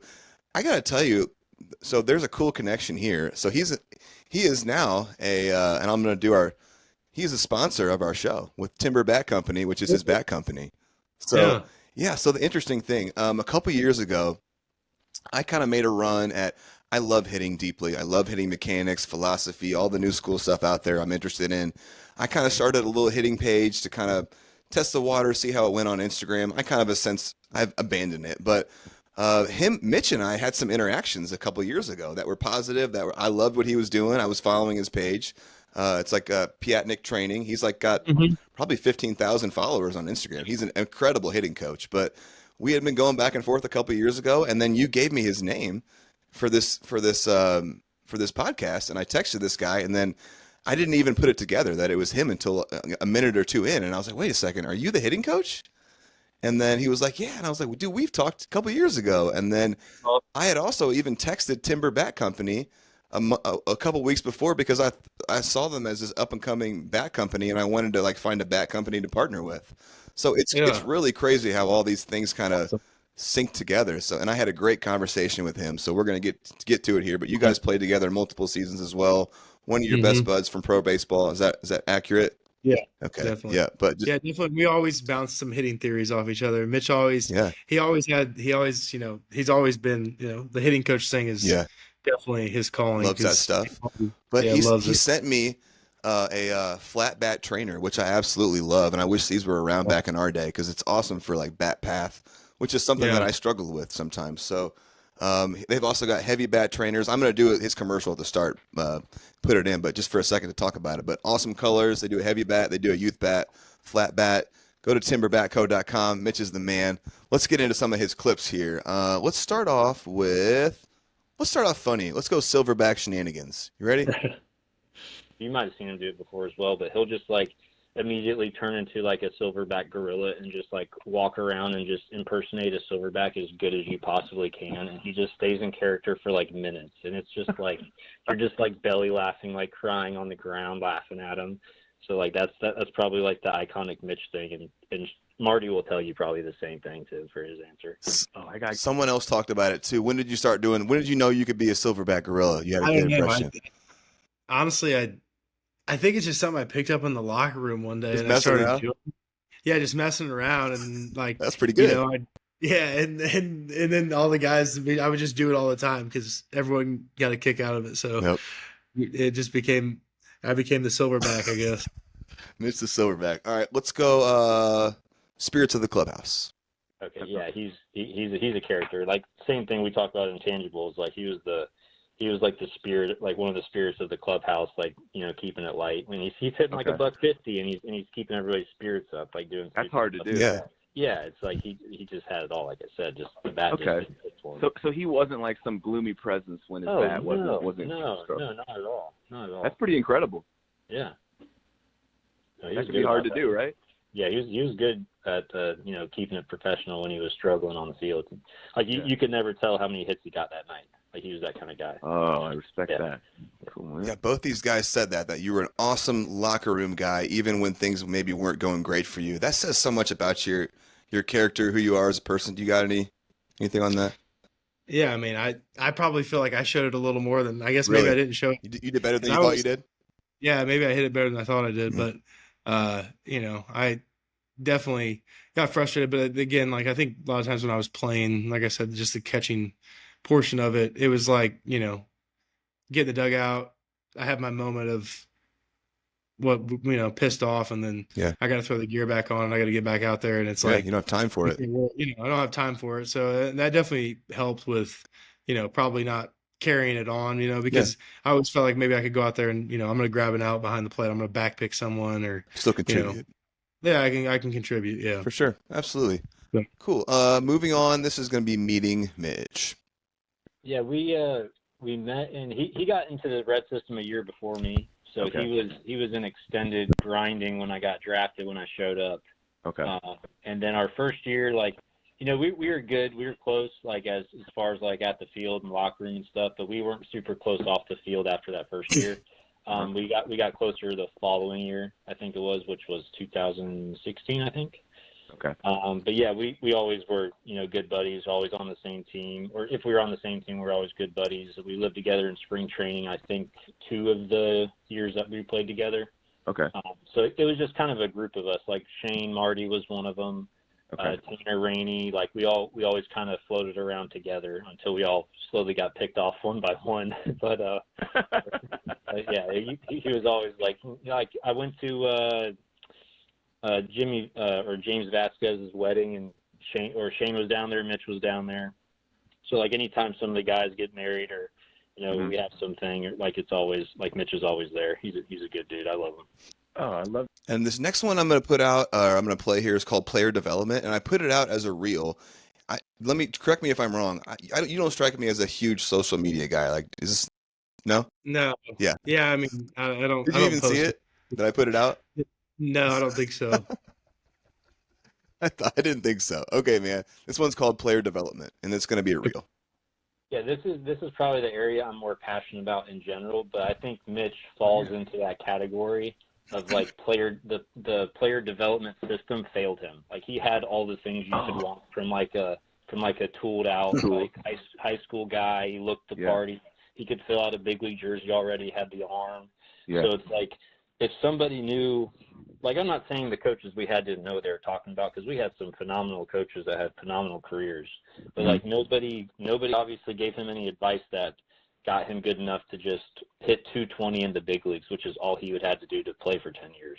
Seriously, so you're right. I think he's one of those guys that the player development just kind of failed because they're not able to help a large percentage like I think they should. That's a strong clip. What you got, man? Yeah. I mean, I think there's definitely, there's coaches and the coaches definitely, I think, want to help. There's a lot of them, but I don't think as far as the coaches don't pull as much weight as the front office. And that's ultimately what it's a business and everything gets, to them, it's an investment into what they have and they're going to run it like a business, so they don't, some people just get pushed to the back, and then, the coaches could be pushing for him. They go, hey, like this guy's got tools. He's showing all this stuff that, I think, if we can get him opportunities and it just, gets shot down because, it's not, their plan or, what they had up to do. And I think there's a lot of that. I mean, it's just, again, it's the nature of it. It's a business and, player development. Yeah. Like you saying, I mean, there are some areas where, they probably could have, I mean, not to knock the Reds, but I think they definitely could have done better in some areas in that. Like, I mean, it's a classy way to put that. I think I had a lot of great coaches. Yeah. None of my coaches were bad. I don't have anything negative to say about any of them. But, just the way they handle some of the players, I think they could have probably turned out, a little better if things were handled differently.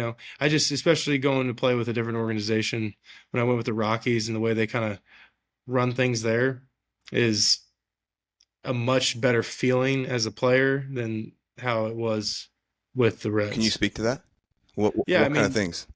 I mean, it's just, like they were a little more like almost with the times, I guess. And, as far as like what you're going to do in the weight room and how, they're talking about hitting and the things you should do hitting. And like, you're in there, like everyone gets into the room and they talk about hitting as a group. And I mean, it was definitely I thought the way they ran their organization was awesome.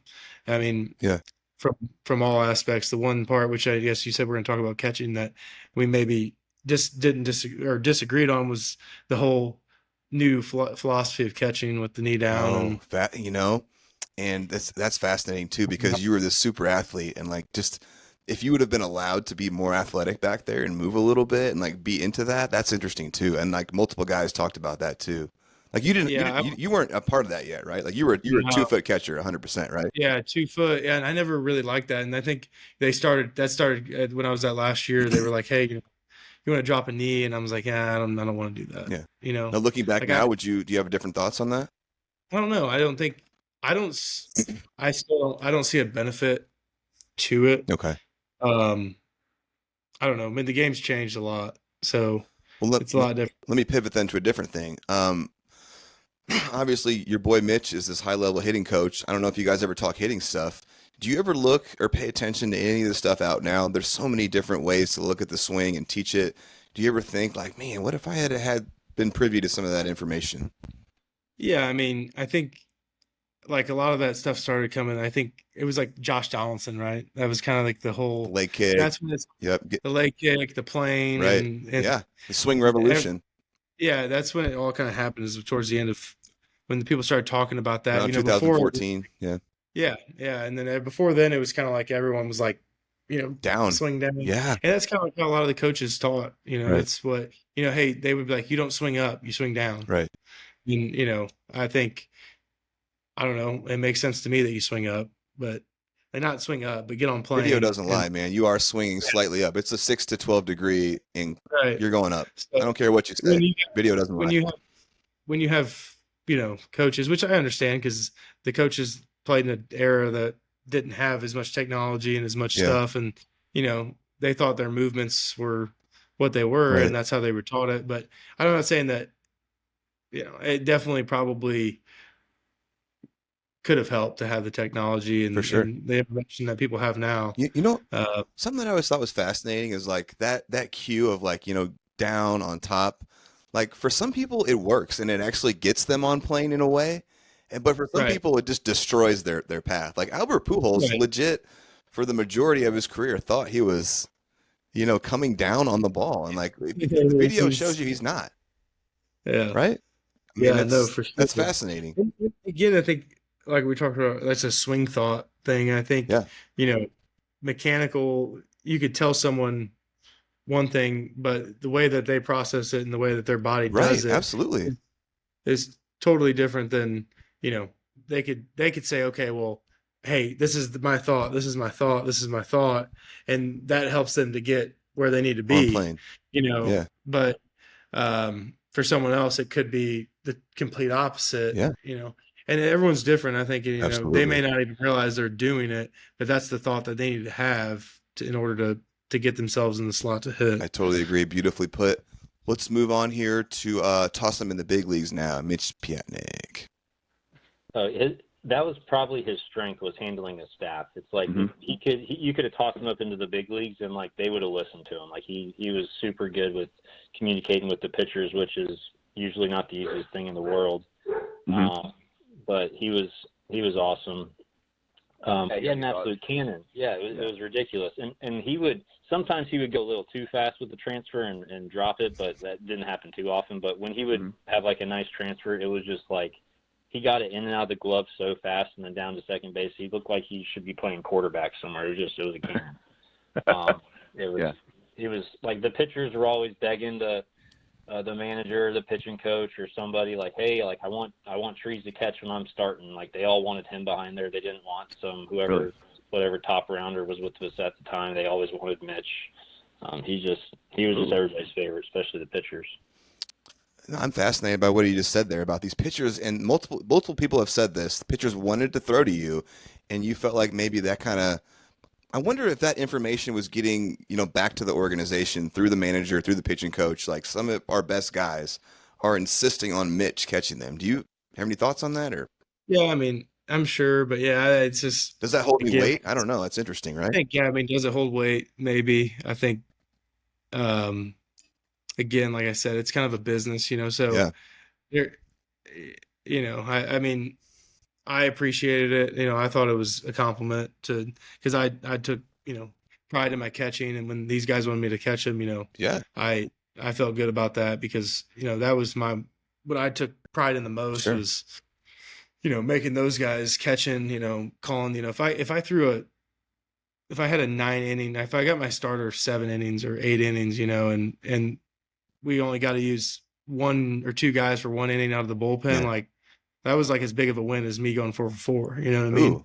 So, that's how I felt. And I that's part of what I love about catching is just working with pitchers, because those guys, like, pitchers are like, it's very intense, because a lot of them, if it's once every 5 days, so they like locked in, and if you get those guys, like, get them where they need to be and they get in a groove, like just seeing like how fired up they get, coming in and out, and they're locked in. I love that about catching too, and just working with them. And I mean, yeah, Absolutely. it was probably one of my favorite parts about playing baseball there. Oh, I love that, my friend. Yeah. Let's move on to extra work. That's the thing with Corky too. It's like he was the catching coach with Cincinnati, and we'd show up to spring training for breakfast, and like Mitch and Corky and a couple other catchers are walking out to the cage like full gear, about to go do blocking drills for an hour while we're inside eating waffles. Right. Like Mitch was always working. Like his struggles in the minor leagues had zero to do with his work ethic. It's a cool thing to hear. Next one is going to be rollback. Yeah, I just think he just, like, if he could go back in time, he would have probably bounced around from every single hitting coach he could get his hands on. He's even learned a few things like later on. I don't know if he does lessons or works at like some facilities from time to time with all the stuff he does with catching, but like he's a guy that if he could roll back the watch, like he'd probably make some changes just with the bat. But he had all the other stuff like you said. Yeah. You got any thoughts there? Yeah, I mean, I don't think too much into what I could have done stuff. I definitely, I know I went down one year and with Mitch, and he had a hitting coach in, I don't know, where were we, Tallahassee or Pensacola? I can't remember where. But we hit with him, and he had some good philosophies, and just doing some more of that stuff. Maybe, investing more into that part of it, a little bit into getting out there and finding more people with more opinions on what could have made my swing work. Sure. But well, let me ask you this: when your little dude is like, it's time for him to start hitting, are you going to be like, look, that's kind of what reinvigorated me and like to really go into like deep mechanics of hitting. Like I didn't want to teach my kids the same broken swing that I had. Like I wanted to teach them something that could work for them. So that got me interested. Maybe it'll get you interested too. Yeah, I think, possibly. I mean, we'll see. I think I definitely, if he wants me to teach him, I would love to teach him, for sure. And hopefully I can, I'll probably get more into it a little bit once he gets to that age, For sure. But yeah, I'm looking forward to that for sure. Cool. I'm having a blast. My little girl is playing t-ball right now, and she is an absolute problem. Althea Helm, remember the name? We're in t-ball right now. Actually, Billy Clayton is going to be, if you know that name, baseball guy from the Clayton family, is going to be my assistant coach. We're doing a t-ball team this fall, so look out. Nice. Anyway, this next one is called All the Bat Speed. Here we go. I think the old school stuff, so like people argue old school versus new school, and I think like when Mitch was playing, old school was still kind of lingering around, and there's a few guys that would go to like drive line, but they would have to do their like weighted ball drills in the bathroom, like they'd be thrown against the wall because if they got caught doing it, they get in trouble. Like Mitch, I remember seeing Mitch some in cages and whatnot, and while the swing looked a little raw to me, I mean, you could see the bat speed, right? And you could see that there was big time pop there, I thought at least. Oh yeah, like you could watch him take batting practice, and he'd be sure. When he was taking BP and stuff, like I said, you could toss him out there on the big league field, and nobody would know that he's a guy that was struggled the year before. Yeah. So he had all the bat speed, he had all that raw power. Right. He was pretty quick, but it's like me and him worked with a guy in Tallahassee that like studied the whole like how the human body moves and how everything's working in a good swing, and he caught both of our attention because like no one really talked about that stuff in depth with the Cincinnati Reds. But I mean that stuff just wasn't really around quite yet. But he had all the stuff that you would dream to work with as a hitter. Right. All the tools, yeah. It just sucks to make it. You got anything or keep rolling? Yeah, you keep rolling. Okay. We got two more here. This one is called Surprise Release. Corky will tell you this too, or maybe not since he still works with the Reds, but Corky probably disagrees that they let him go. Or he probably disagreed with them letting him go as early as they did, because guys like that can hang around a little bit longer, even and figure it out like maybe like later in their 20s, middle. Yeah. 20s. Yeah. That was a very surprising release. Like we knew numbers wise it made sense, but we thought like he had at least like a couple more years of, hey, let's see if he figures it out in him. Yeah. But you never know with all the data decisions and stuff. What's it called? The guy that was in charge of our farm system was just a data nerd at the time, so they were making decisions more on that side. Mitch doesn't hold back. Data nerd. I agree, man. Sometimes catchers you see in organizations get like longer time frames to figure some things out, and you just didn't. And yeah, I mean, it was that year we finished in Daytona. My agent called me. I had to go back to Dayton. He was like, hey, he was based out of Cincinnati, so I had to get my truck. So I flew back into Dayton, got my truck. I drove down and met him in Cincinnati. He was like, hey, the director at the time, called, and he wants to know, they just said, we're pretty tight at catching, would you want to come to spring training this next year as a pitcher? And I kind of was like, I told him like, yeah, I think I can go catch somewhere else. Yeah. So basically I was like, they gave up on me as they want me to come to spring training as a catcher. Yeah.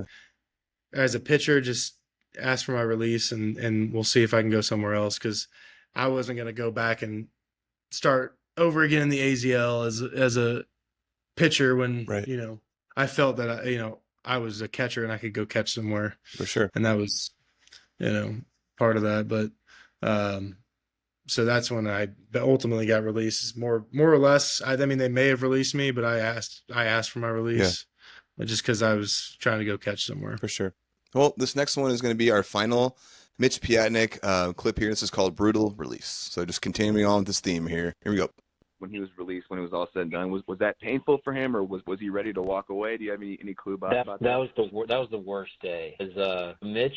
Well, I'm thinking more when he got released by the Rockies, because that was kind of when his career was done. The end, right? Yeah, he got released by the Reds. I don't know if it was the off. I want to say it was the off season, and the Rockies signed him. And the Rockies are in spring training in Arizona as well. So when we all went to spring next year, we all lived with Mitch still, and he was driving like 45 minutes to spring training just to like live with us up in wherever we were, Avondale or something. Yeah. Like that whole house got released that year. Yeah. There was like 6 or 7 of us piled in there, and just like one by one we got picked off. And Trees was the second one of the group, I think. And like the way they did it was so brutal. It was because they promised him all these things. They told him like worst case scenario he would go to high A and be a backup. So he was like high spirits, hitting pretty good in spring training and stuff. He got there super early, paid like thousands of dollars for an Airbnb to get there like a month early to get some work in. Yeah. And then like right on the last day they release him and they're like, hey, your plane flight's in 5 hours. So so he gets home, and we had the day off or something weird, but he gets home and he was like rushing to pack his stuff up and like just getting released, but trying not to miss a plane flight at the same time. It was just like, it was brutal. It was the worst day, and just sucks because like we talk about all these good things about Mitch, and then he just has to go out like that. Yeah, it was tough. That was the last day of spring training, and the walk down the hallway, because it's like they're making their last cuts that morning. Right. So walk down, get to my locker. No one stopped me. I figured, okay, good, yeah. Well, I'm good. I think no one stopped me in the hallway because you walk past all the offices where they're doing the releases. Yeah. No one grabbed me, so I get in there and I'm like, all right, well if I get dressed, no one's grabbed me yet, probably good, So I get dressed. No one grabbed me. I grab my bag. I'm heading out to go start. And I'm like, cool. And sure enough, hey, grabbed me right there as I was like heading out. And, they pulled me in and told me, we couldn't have asked for a better guy to come compete. It's just, we got guys that we're invested in. It's ultimately a numbers game. And, we appreciate you coming here. Like we couldn't have asked for a better guy to come compete for a spot, but it's just, we got guys that we got money invested into, and we need to give them their opportunities. And we just don't see somewhere where you would get the opportunity. Man. So And then what were you feeling in your heart in that moment? I was just like, it was kind of tough because I felt pretty good about it. It was kind of like a breath of fresh air when I went with them Yeah, to new start. new start. And yeah, it was like, hey, I got to pack up my locker. They give me my flight. That's what it's like. I was like, it might have been 5 hours. I don't remember. It was like, I had to drive Felt quick. 45 minutes. I had to pack up my locker, get all my stuff, get out to the thing, drive 45 minutes, pack up my whole apartment, Right. get back in the car, drive an hour to the airport, drop off my rental car. It was like, Right. Why did they make that so stressful for you? Why? it was brutal. But yeah, so then it, yeah, I mean, that was a tough day, but, you know, I mean, ultimately, it always works out the way it's supposed to, Yeah, and baseball can be uh, absolutely brutal and rip your heart out. Man, I had it ripped out so right. many times in this game, and that sounds like an incredibly tough moment, especially because you feel like you had slipped past, like all right, no one got me. I got my Yeah. clothes on. I'm headed out to the field. Like I think I made it. Like the fact that, I had, made it to the last day that I Yeah, thought, the last day as too. like a guy who they brought in, Yeah, they don't owe anything to, that I figured, they're going to keep me around. Then if they would have released me maybe in the last cuts or right. that, and they just were like, we could keep you here and extended spring training, and maybe someone gets hurt and we could send you somewhere, but Yeah, I'm sure you don't want to do that. So we're just, we got other guys that we're going to give opportunities, and that have, are homegrown and we've yeah. invested into. And Did you so, did you know in your heart that baseball was done in that moment, or did you think there was still anything left? yeah, I kind of knew. Like I said, I think before that, I signed with them after the Reds. I got to a point where I think I got asked for my release. That was like August, September, right at the end of the season. Mhm. And so October, November, I think December is when I signed with the Rockies. But those 2 months, I was just kind of like, maybe I'm okay if I don't go play baseball anymore, Yeah, and I'll just be done. And so then, and then they called and started talking to him, and then I got excited again. I was working out. I think I would say I was probably in the best shape of my yeah. career that year going into it, working out, felt the best, like in catching, hitting, definitely hitting, and I think I showed like pretty good tools, like exit velocity. Like I remember they did a lot of that stuff, which was cool, I thought. But, I, off the tee, like my exit velocity was like up there with Top of the food chain up all there the, in the yeah, organization. like with all the guys in the Yeah, organization, like I was swinging it well, felt good. And it just, again, it's a numbers game. it's a numbers game. Yeah, it's a numbers game is what everyone says. But it's it is what it is. Yeah, God has a better plan, Yeah. and it all works out the way it's supposed to. So All right, man. Well, I think this is a great place for us to pause, and this will be our part one. We're going to come back for a part two at some point. We've got to finish out. We left a little bit out of your pro career. We've got a little bit meat left on the bone there, and then we've also got to hear from Justin Knadler, Corky Miller, and then we've got baseball Q&A, which is really my favorite part. We've got questions ranging from what's your favorite baseball smell to your favorite model of batting gloves to the best baseball video game to all kind of fun stuff like that. So we're going to come back. Like I said, I got a little crazy with your questions because I was so fascinated by your career, but this has been incredible, man. You and I have never really spoken before this, so this has been fun for me too to get to know you, get to know how your career went. I was always super curious. We got to hear from all these incredible guys. We're going to leave it right here for part one. You got anything before we get out of here, my man? no, I'm good. I appreciate it. Okay, I It's been appreciate fun. it too. This has been awesome. This is the post game spread, a journey worth remembering. This is Mitch Trees. Here we go.